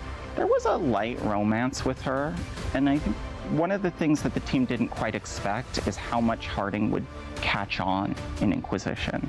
Players fell in love with her. And, you know, we heard them. They wanted a deeper romance. They wanted more engagement with Harding. So for the team, I felt like Harding looked great in that one, but the forehead game, they could have reduced the forehead, is all I'm saying. it was kind of a no-brainer for us to bring back Harding. And we also wanted to I remember when I first played Baldur's Gate 3 and didn't romance anyone, I had Gale after my ass every conversation. I didn't want to talk to him because the man didn't understand what no is. He did the same thing to me. I had Gale get on my ass, and then I had Halson get on my ass. I was like, yeah, I'm dating Lae'zel. And then Halson was like, how could you do this? And I'm just like thinking back, like, what did I say to this man to get him like this? And then I remember saying to him, hey, Halson, would you like to have a drink? And that was it. That was it. And I was like, Halson, shut the fuck up. This is my bitch. I ain't gay. Get your boulder ass out of my fucking camp and go chase some squirrels. Go fuck a squirrel. I had to tell him straight up. There was an option. The ship as soon as possible. Bang, okay?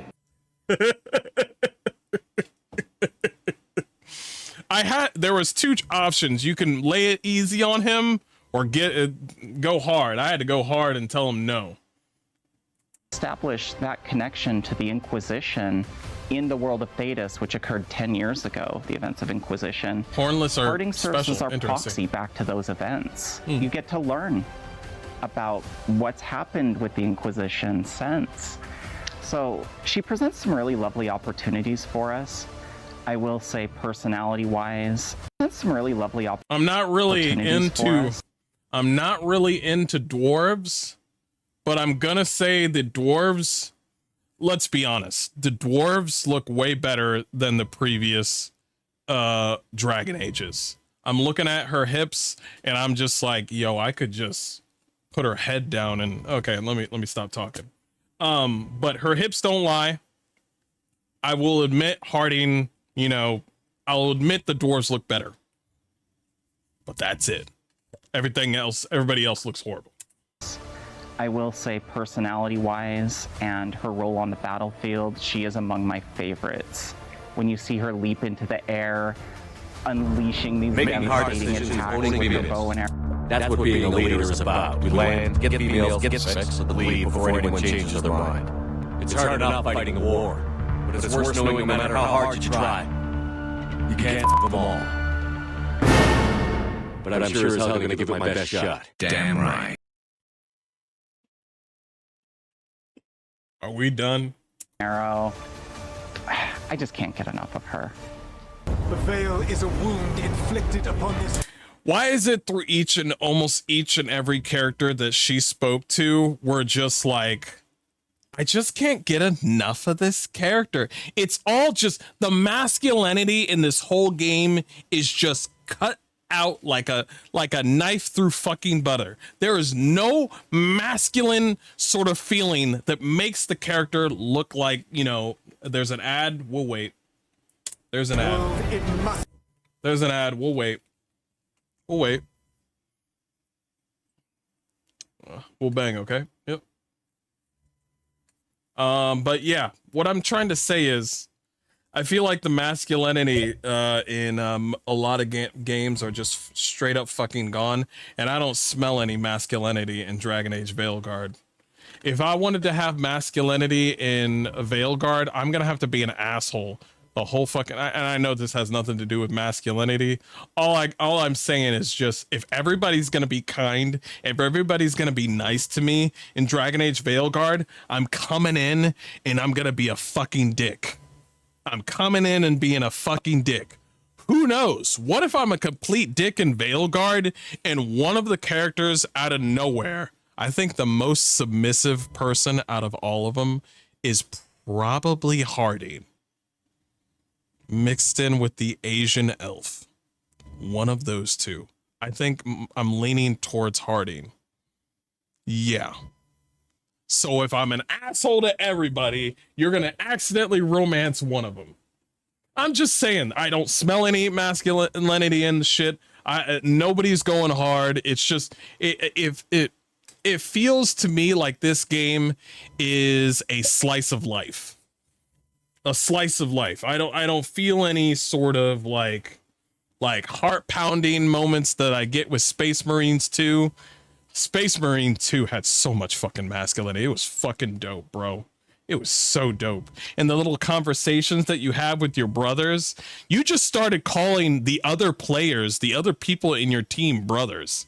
You just end up doing it by accident. Hey, brother, watch out. Thanks, brother. And we just do that for like 30 minutes.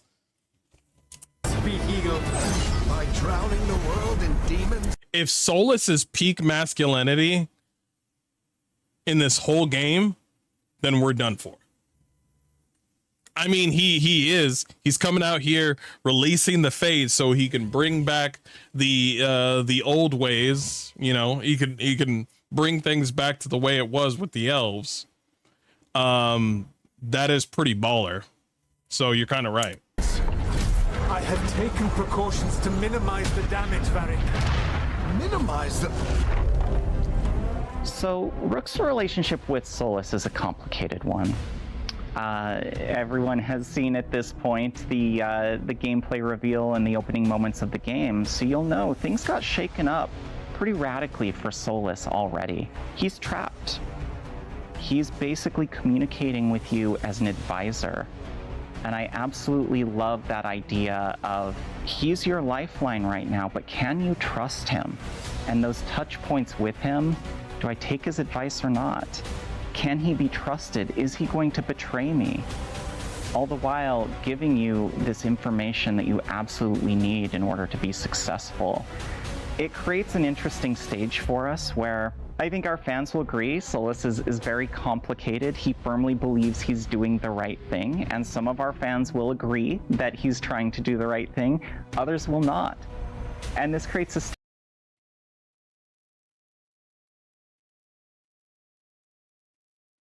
the most interesting character out of all of them, but they reduced him to a fucking advisor.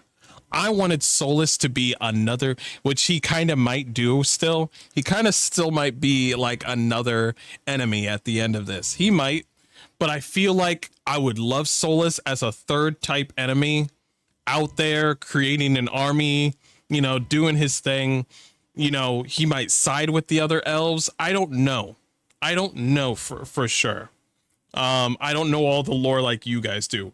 I just think having Solus as an advisor is just weak.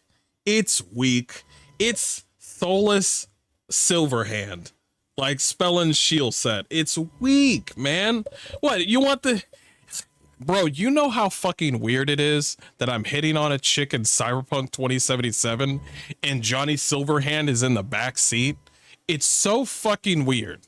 Now, mind you, you might forget, and I guess there are some moments where most moments Johnny Silverhand won't say shit about it, but he'll say a few notes later on that's kind of funny about who you're romancing. But having him as just a ghost in your head is so lazy. You know, you could have done something else. Get rid of the blood magic. Yeah, getting rid of the blood magic was a dumb idea. They got rid of a lot of classes, by the way. Let me tell you, there were some cool classes in Dragon Age 2 and 3, and and 1. Can anybody do any healing? No, nobody can do healing. Stage for you, the player, where you get to lean into those tendencies of your own as you're taking advice from Solus throughout parts of the game. I think those really interesting debates about, you know, was he ever redeemable? Can he be trusted? Was he wrong all along? You're really going to be able to dive in deep on that. Please.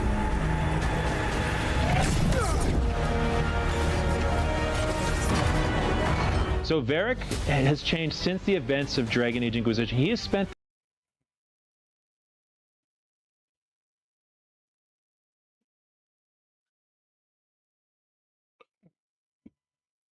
Bro, are you okay?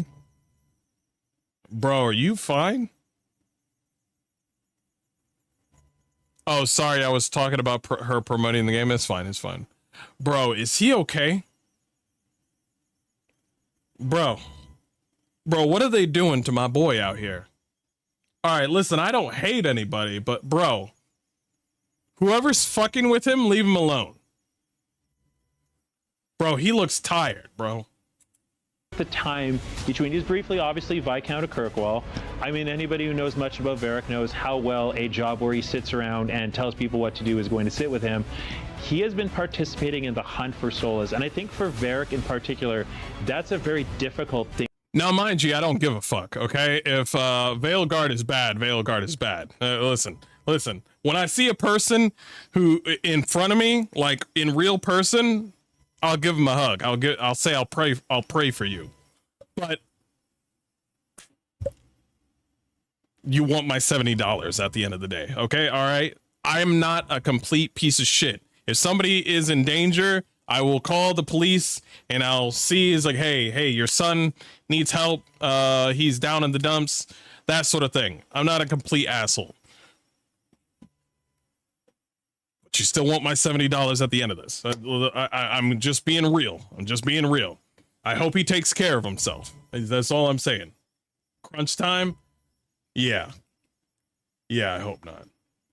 Something about 9 to 5 interviews. Maybe if they didn't do this whole IGN bullshit and just did it on their own terms, they wouldn't. Thing for him to do, because Solas is his friend. Solas is somebody that he grew close. You know what I'm sorry, I'm going to say this. You know what they should have done to get in touch with their fans, be part of the community?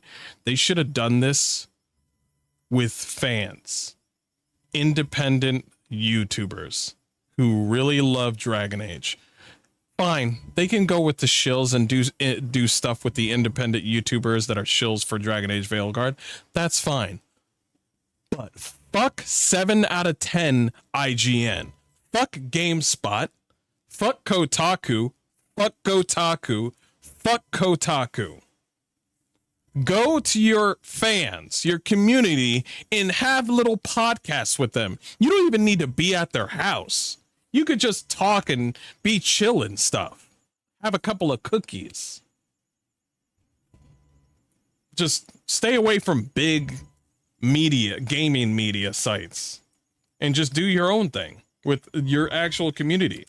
To over the events of Inquisition, they adventure together, they work together, and now knowing what Solas, who Solas really is, that eats at Varric. Varric believes he can always make somebody do the right thing. Varric believes he is the most convincing, charismatic, because he cares about people, and he has this belief that as long as I get a chance to talk to Solas, I'm going to be able to turn. But as he's seeing what, Solas's ritual is doing to the world around, as he, experienced in the comics, Dragon Age: The Missing, that eats at him a little bit. That's challenging his worldview of him as always being the best judge of people, being able to see that somebody is able to be redeemed, and he's starting to question a little bit, am I right, or am I being a fool by believing in Solas? Now that's interesting. We're not in Minrathous anymore. Now that's interesting. I know these trees. This is Arlethan Forest. And there's your ritual. The power involved. They want absolute control on what they show. Well, yeah, kind of. That's it.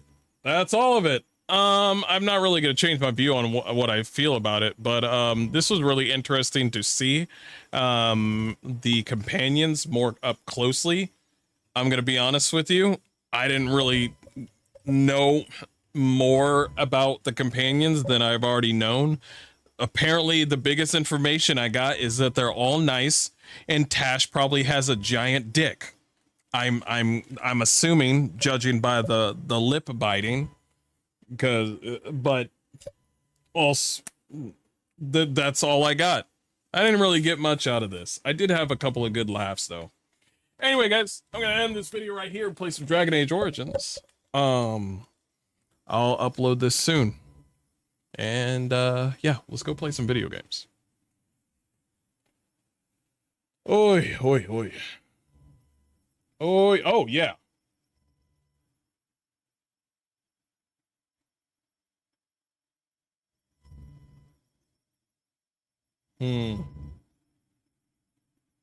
They really don't want us to hear Lucanus's voice. I think I heard his voice.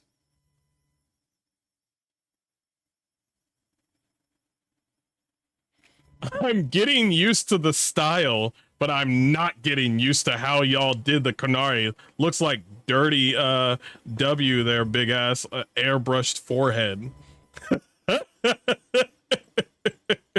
The Canaries still look really off, okay? Emmerich looks really interesting. He reminds me of a classic Doctor Strange. Creative team really slipped on those Canary foreheads. Dear BioWare, can you just pick a design for the Canary and stick with it, please? Damn, people really don't like the Canary. Also, Solus may tear the world apart, but breaking Bianca was straight up evil. The hair at 1.30. Wow, that's really impressive for Dragon Age. Let me see what you. You're actually going to level up your companion. Oh yeah. I saw that. Somebody said, can you trust Solus with my life? Okay, so we got some Solus shills. Okay, all right. People really like the bald guy. No Colin or Alistair type. This person just said it. No Colin or Alistair type. Basically what this person said is just like, yo, do we have any young white dudes with blonde hair or brown hair or some really interesting good looking dudes? Which is fair. That's fine. But I have noticed it. There ain't no white guys in your team. There's none. There's none. I'm sorry for this person. There's not. That's not gonna happen. You got black, purple, Asian,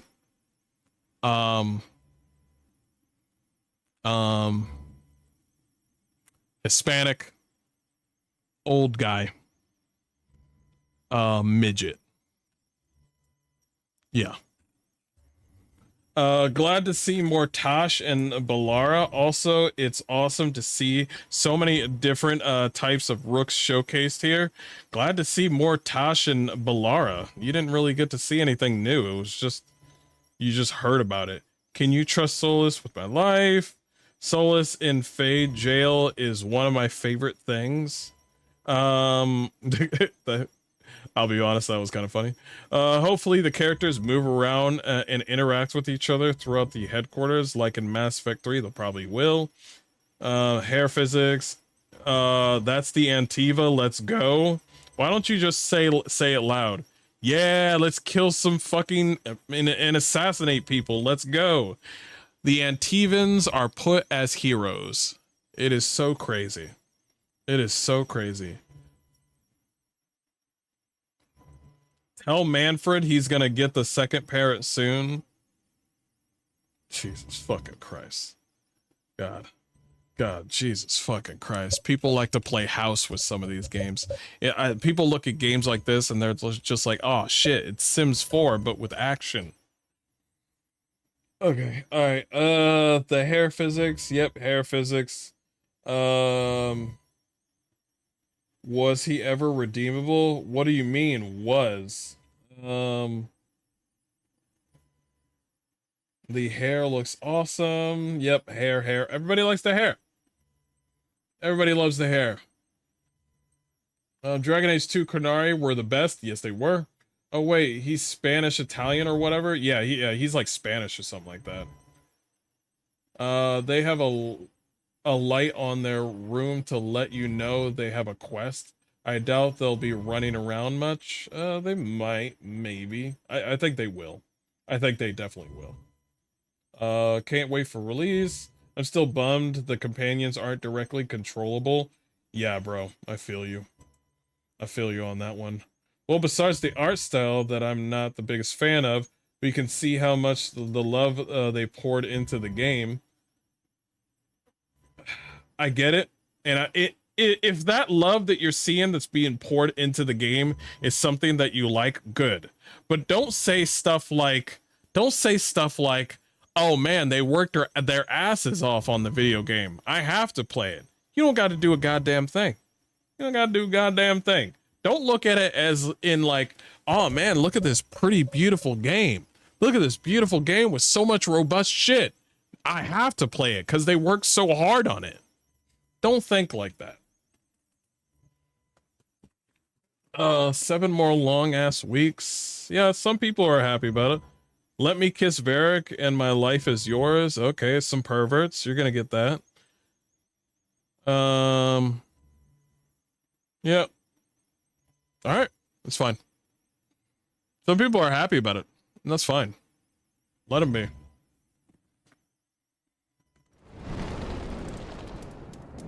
The end product is all that matters. Nobody cares how much work you had to put in to get there. Yeah, true. I know, but for those who want the Scandinavian white, what's wrong with that? I say Adam. I say Adam. If I was to make an RPG, I would make most of them be white. I mean, let's face it. There's not much love for white people or white men, so I'm over here just like, well, since everybody is racist to white people, might as well make the whole companions white. What's the matter with that? Also, all my companions are straight. That would piss people the fuck off. That would piss people the fuck off. And I would be on my chair like, Kotaku would be like, these misogynistic game developers. We'll give this game a 6 out of 10. Hey, Snail, how you doing? All right. Game time. Game time. Who?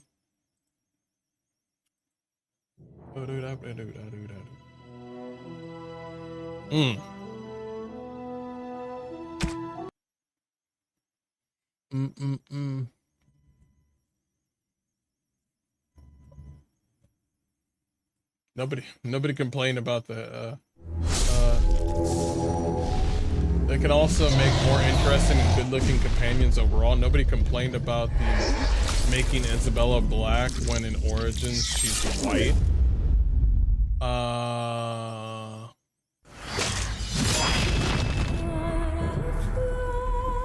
Isabella. Yeah. Yeah, I'm not sure.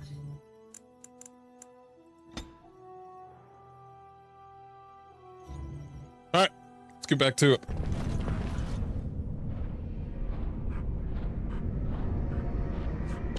Team's all here.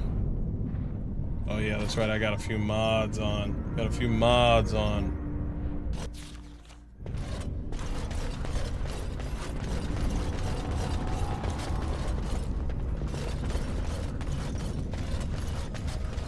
Yeah, the music really flows into you.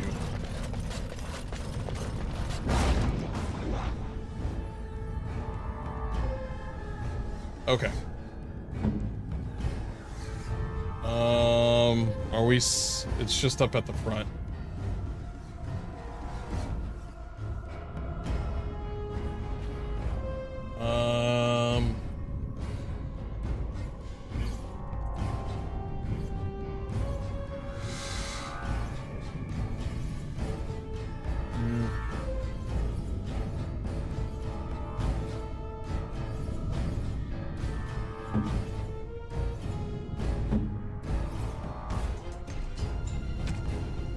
I'll get hiding.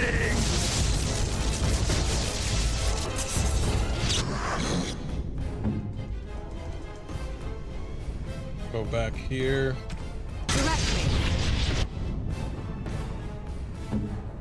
Knock this guy down.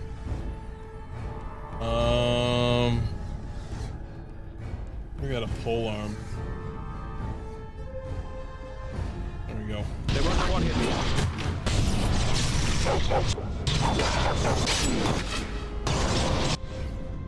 You can be back here.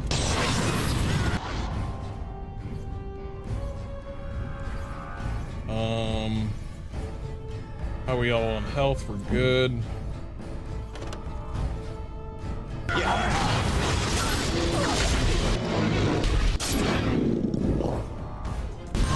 He's dead.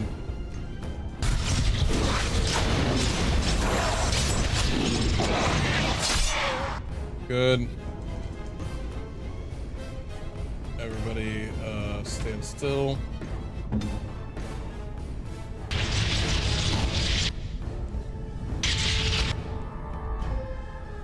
Can you shoot them from that distance?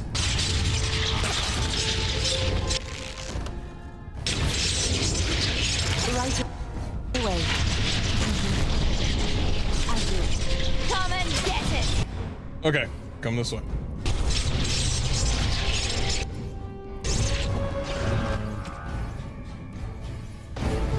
Here they come. Wait for it. Okay. Can I get you a Got him. ladder so you can get on?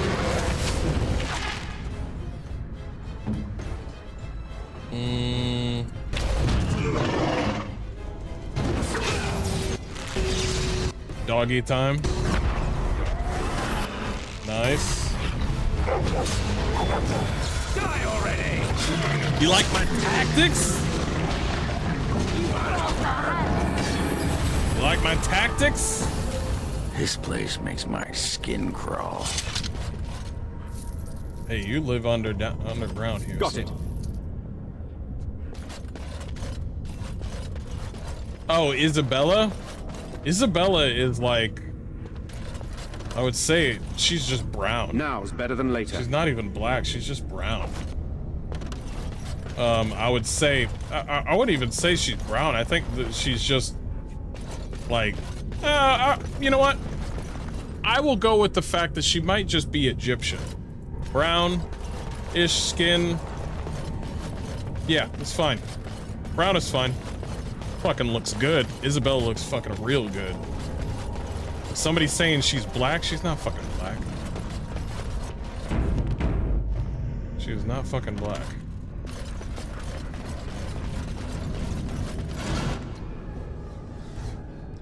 That's a rhino.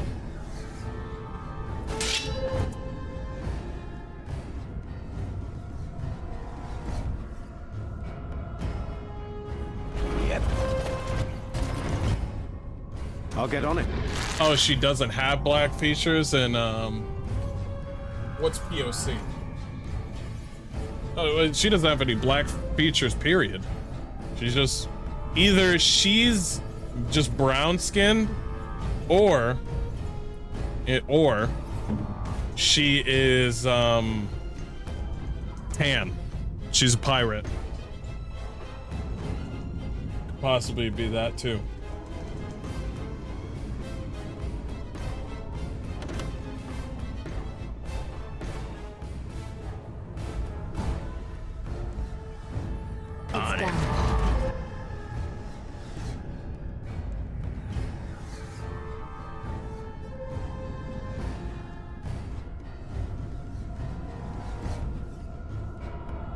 It's down.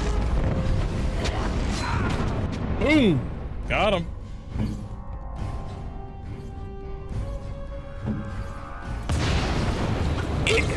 What? How did... Oh, he traded a fireball for a fireball. Got it.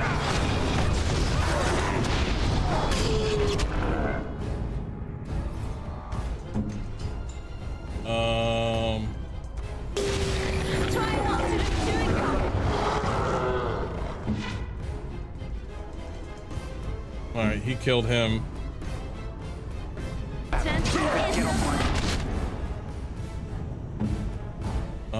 He's injured. We're running out of shit.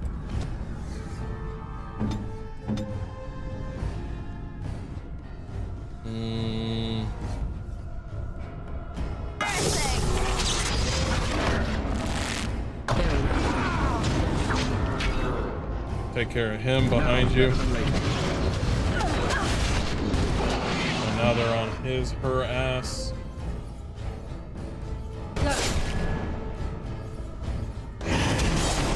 Yeah, put a force field around you.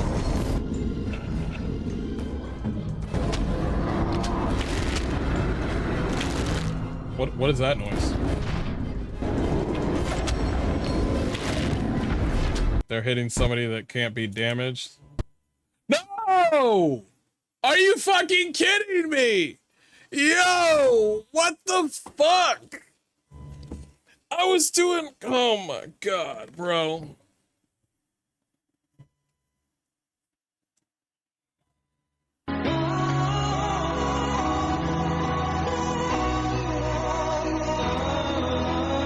That happens.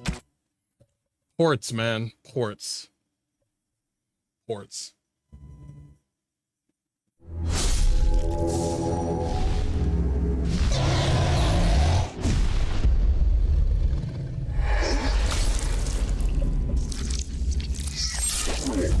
Gotta love them.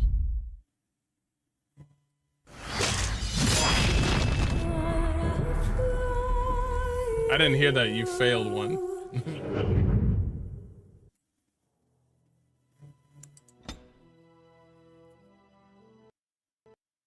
I didn't do anything, did. Oh no. Well, that was awful. I didn't imagine a village yokel like you would have much skill, but you failed to meet even my low expectations. Yeah, a faithful one, I really don't want them to remake the game. They'll just mess it up. They're gonna do the same thing that they always do. They take away the good shit, and they censor shit, and I don't want that.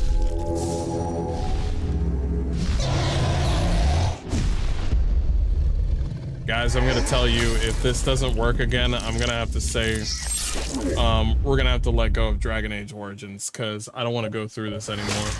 I've already done this little song and dance with Dragon Age for far too long.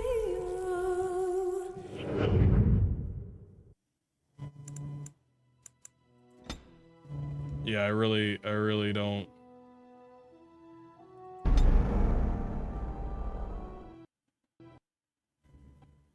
Yeah, guys, I'm sorry.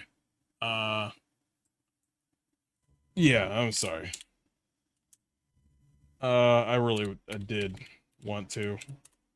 Let's just do a chillax stream where we just play some, Space Marine 2.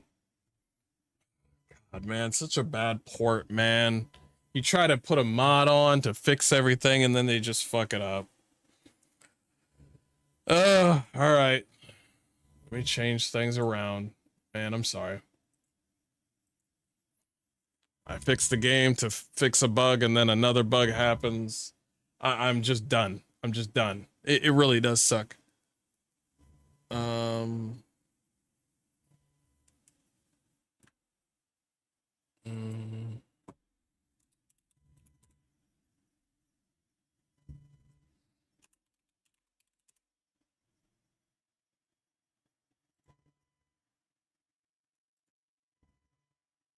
Damn it. Ever consider, I'm just waiting until you go back and finish KOTOR 2?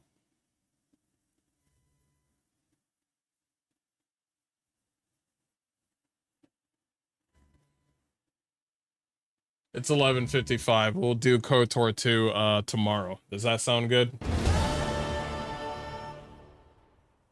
Yeah. Dragon Age Origins is gonna have to end. I'm gonna play some Space Marine 2 with you guys for a little bit. But we'll continue with KOTOR 2 tomorrow. Ever consider replaying Inquisition? I did think about that. I did. Have you noticed something with Dragon Age Inquisition? That game is so fucking quiet. So damn quiet. It's so annoying. So annoying how quiet that game is. So annoying how like you fight enemies and no music is playing. I've never beat Inquisition. I also lose Steam before the end. Radzik, do you need help with a mission or something? I'm about to put up some Space Marine.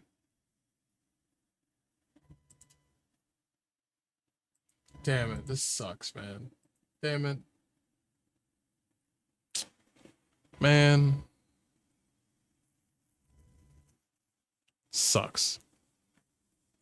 Think you're about done with the campaign? You did not do fucking Angel of Death. You did not do Angel of Death. They fucking beat the shit out of me with Angel of Death. Good lord.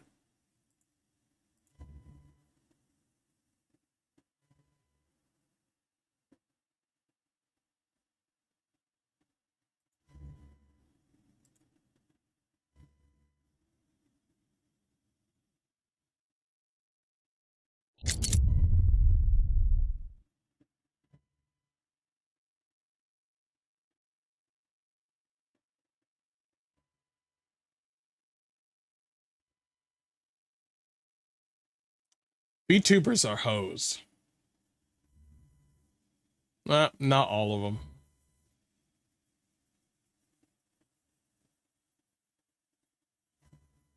Figure about, yeah. I expected an achievement too. That's what, by the way, if you want the best review of Space Marine 2, go to Ratatasker, who's done a lot of Elden Ring lore videos. Go to Ratatasker about that shit. He everything that he said was correct of what I want with Space Marine 2. Everything.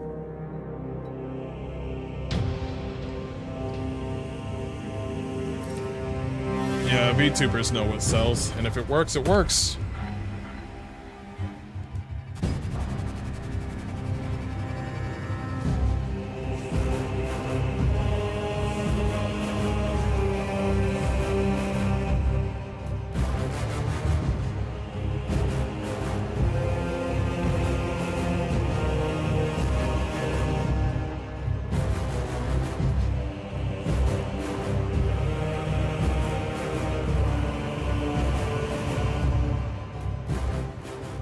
Sorry, I was grabbing something underneath the fucking table.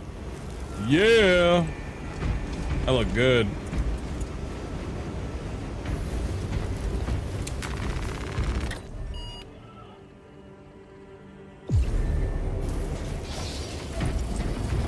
Doing better.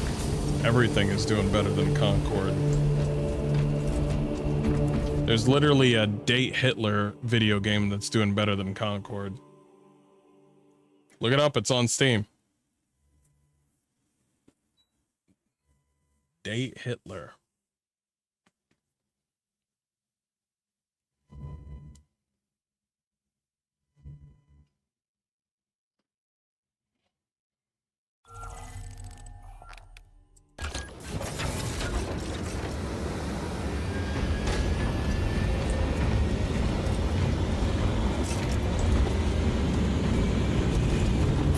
Alright, you two are gonna have to figure this out.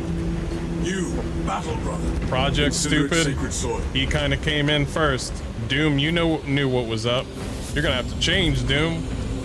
Stupid was already ready. Now you got two choices, Doom.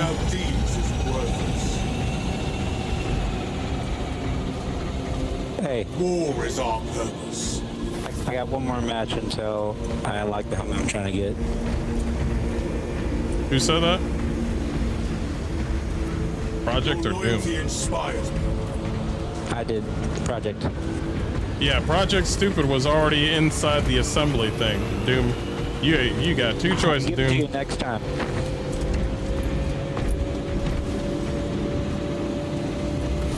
I mean, me coming in. I've been trying to get matches with him, and everyone's got one in the assault. I'm just like trying to unlock the helmet one time. One helmet I'm trying to get. Alright, well, he was nice enough to leave. Whatever.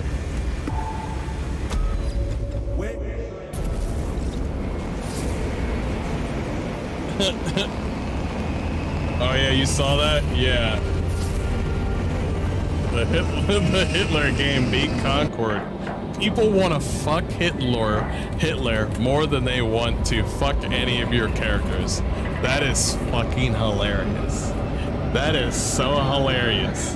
This is why I stay away from online dating websites, because I don't want to hear some ladies saying I would rather date Hitler than fuck this little spider monkey. No, I don't need that right now. In real life dating, Try it out.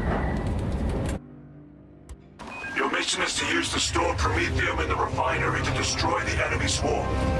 Acadians were tasked with providing assistance, but we have since lost contact. First, proceed to the Acadian outpost and establish their fate. You must then infiltrate the refinery and complete demolitions deployment. Trigger detonation only when the main swarm has entered the blast zone. Captain Akaram will coordinate our efforts over Vox. Let us deliver the Emperor's wrath to these creatures.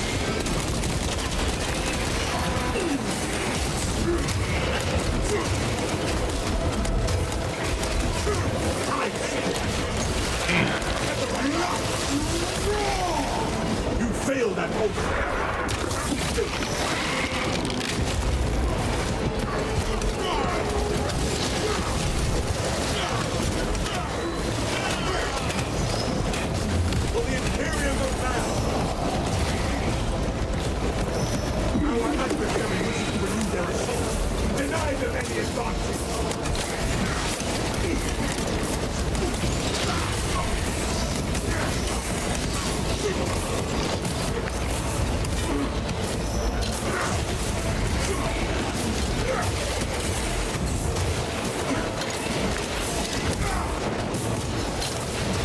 Hard to get that parry in. It's hard to get that parry in. Jeez.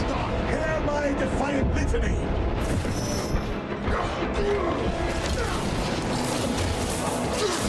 Assistance appreciated, brother.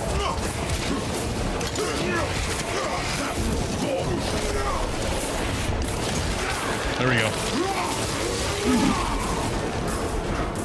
Oh, he's got his ass whipped.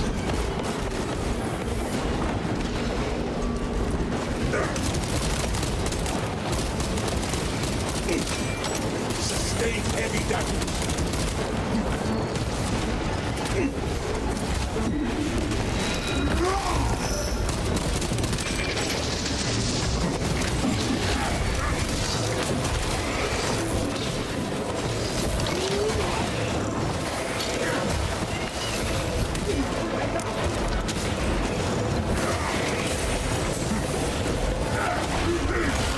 There we go.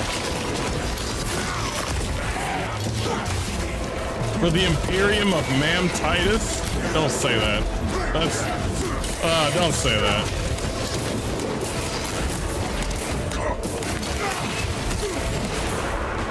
Don't say it.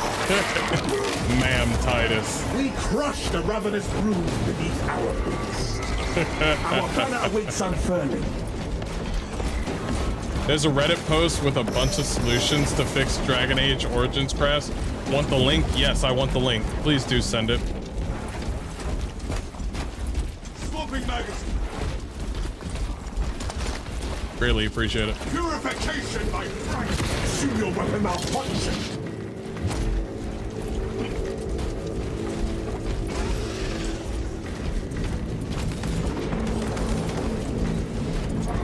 My duty nears its end.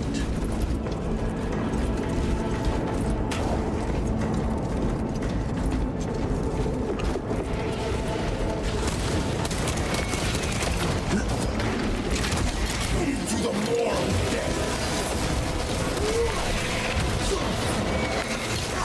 Cover in fire. Keep them close.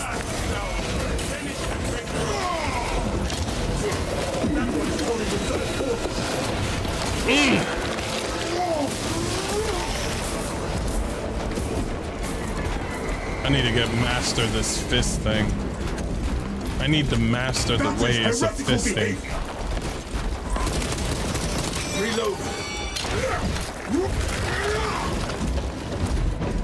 I am gravely injured by this. Chapters. It's Ma'am, Mr. Hardcore mode? Oh man, my bad. Probably try the simple stuff first, like changing resolution in window mode. It's probably the resolution. It could be. It could be. Man, I'll try again after tomorrow. After KOTOR 2 tomorrow, I'll try it one more time. If I'm playing Dragon Age Origins again, it means it worked. complete!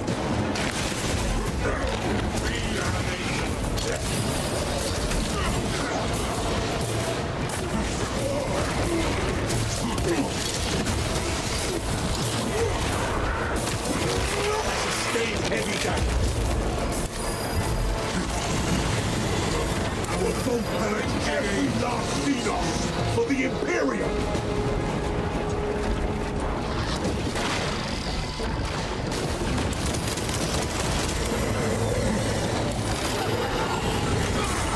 Oh, I got stuck on a flower or something.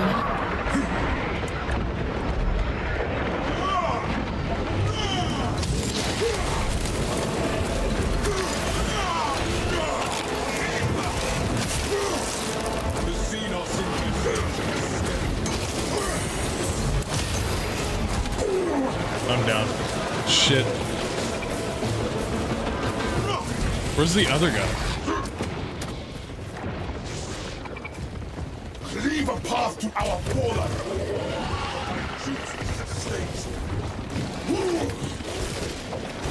Embrace the pain and vow atonement. Let that test you. I got 30 seconds. I put it on a higher difficulty. What is he doing? This bot is horrible. Giving them a shrapnel!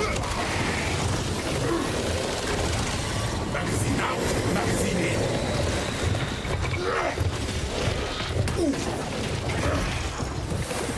Bot is not doing anything.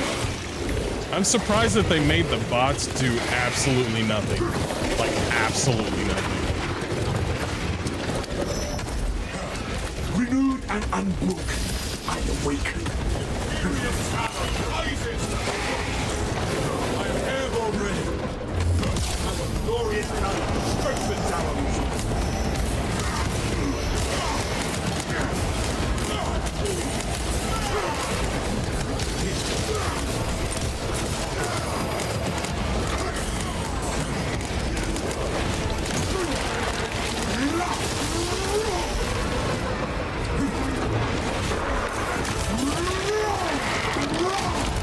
Saved by the bell by the bot. The Imperium prevails.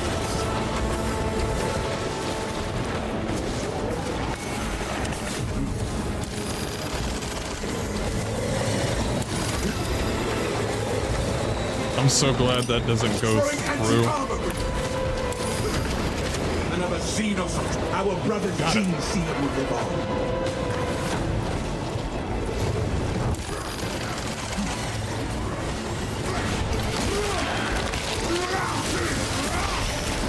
This galaxy is not yours.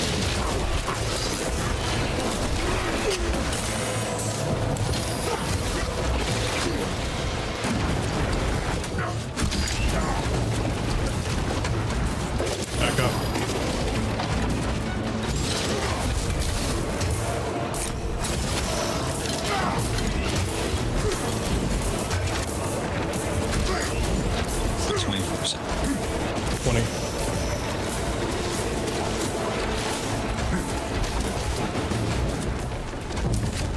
Waste my time.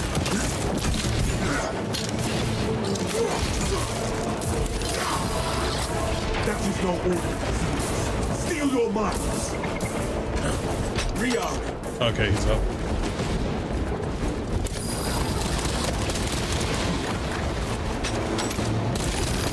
That's ready to deploy.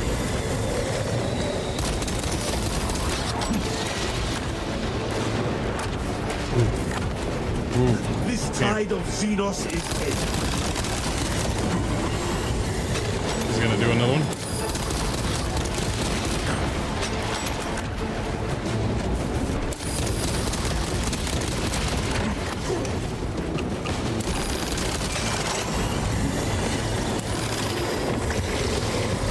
Jesus. Fucking piece of shit. They really need to do something about flying enemies. No you got like 3. There needs to be more sidearms for flying enemies because they got 3 backwards. They got 3 classes that focus on melee. Yeah. These pistols do a decent job. But... If submachine guns or something was at least a sidearm, that might be something, but... That'd be nice.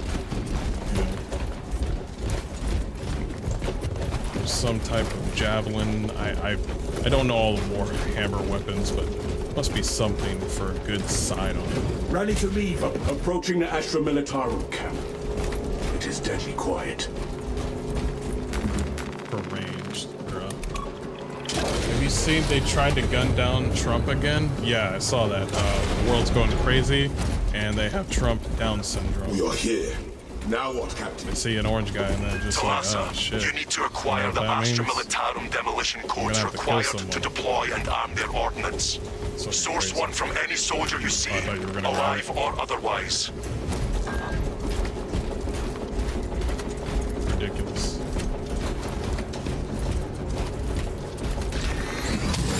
I got enemies, but I don't want to kill them.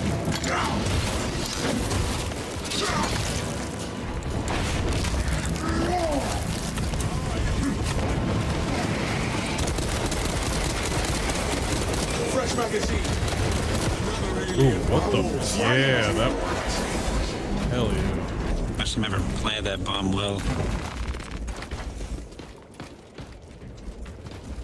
Throwing that bomb is kind of hard. A fruitless search. Or do you need to hold it in order to throw the melt-a-bomb? You need to hold it to throw it harder? You can hear me, right? Yeah, I can hear you. Okay, yeah. You just tap it and it falls, basically. But then you have to detonate it. To hold it to detonate it. I'm just wondering about It's kind of annoying because I'm... Only orders on this, officer. Like they do like... It can be annoying when you're like in the... Sorry, go on. It's like a softball throw when you throw the grenade, but for every other grenade... Not what we are looking for. Doesn't really throw it that hard.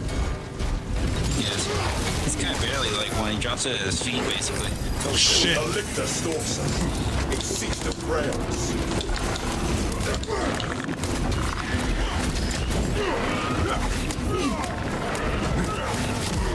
Shit. What is he doing? I shall not. We did not come here to spend all day turning out pockets.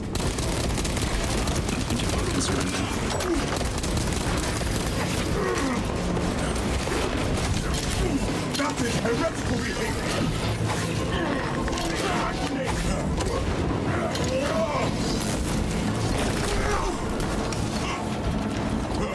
Bending flesh. Yeah, finally attack the bot.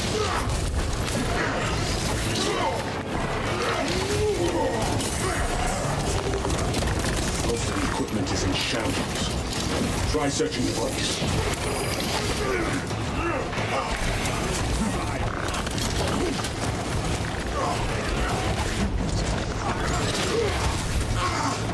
You fucking kidding me? Why is it the bots for the enemies is good, but the ally bots are horrible?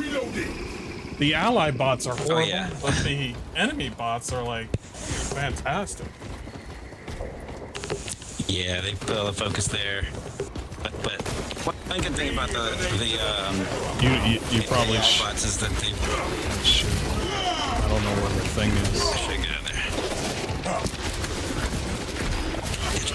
25 seconds. I didn't even know you were dead. Get out of here!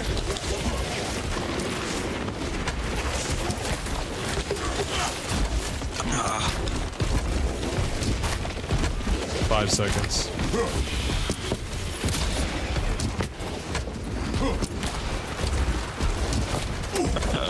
I'm in.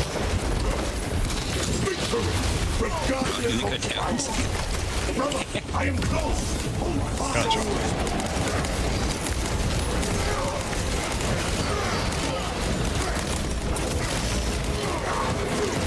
I doubt an aerial scan will speed things along, but I beginning to wonder.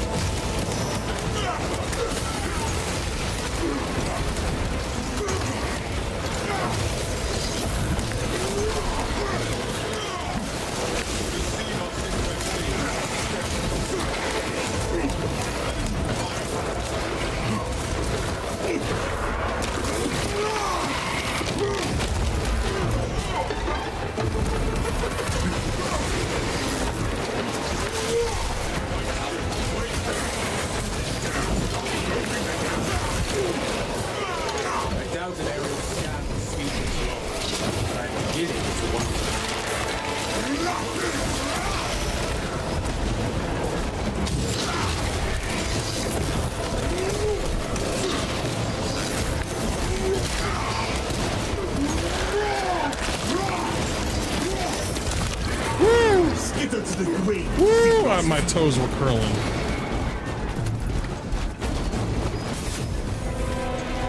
This game will do that. Load up! Did we find the thingy? No, we didn't. I doubt an aerial scan would speed things along, but I'm beginning to wonder.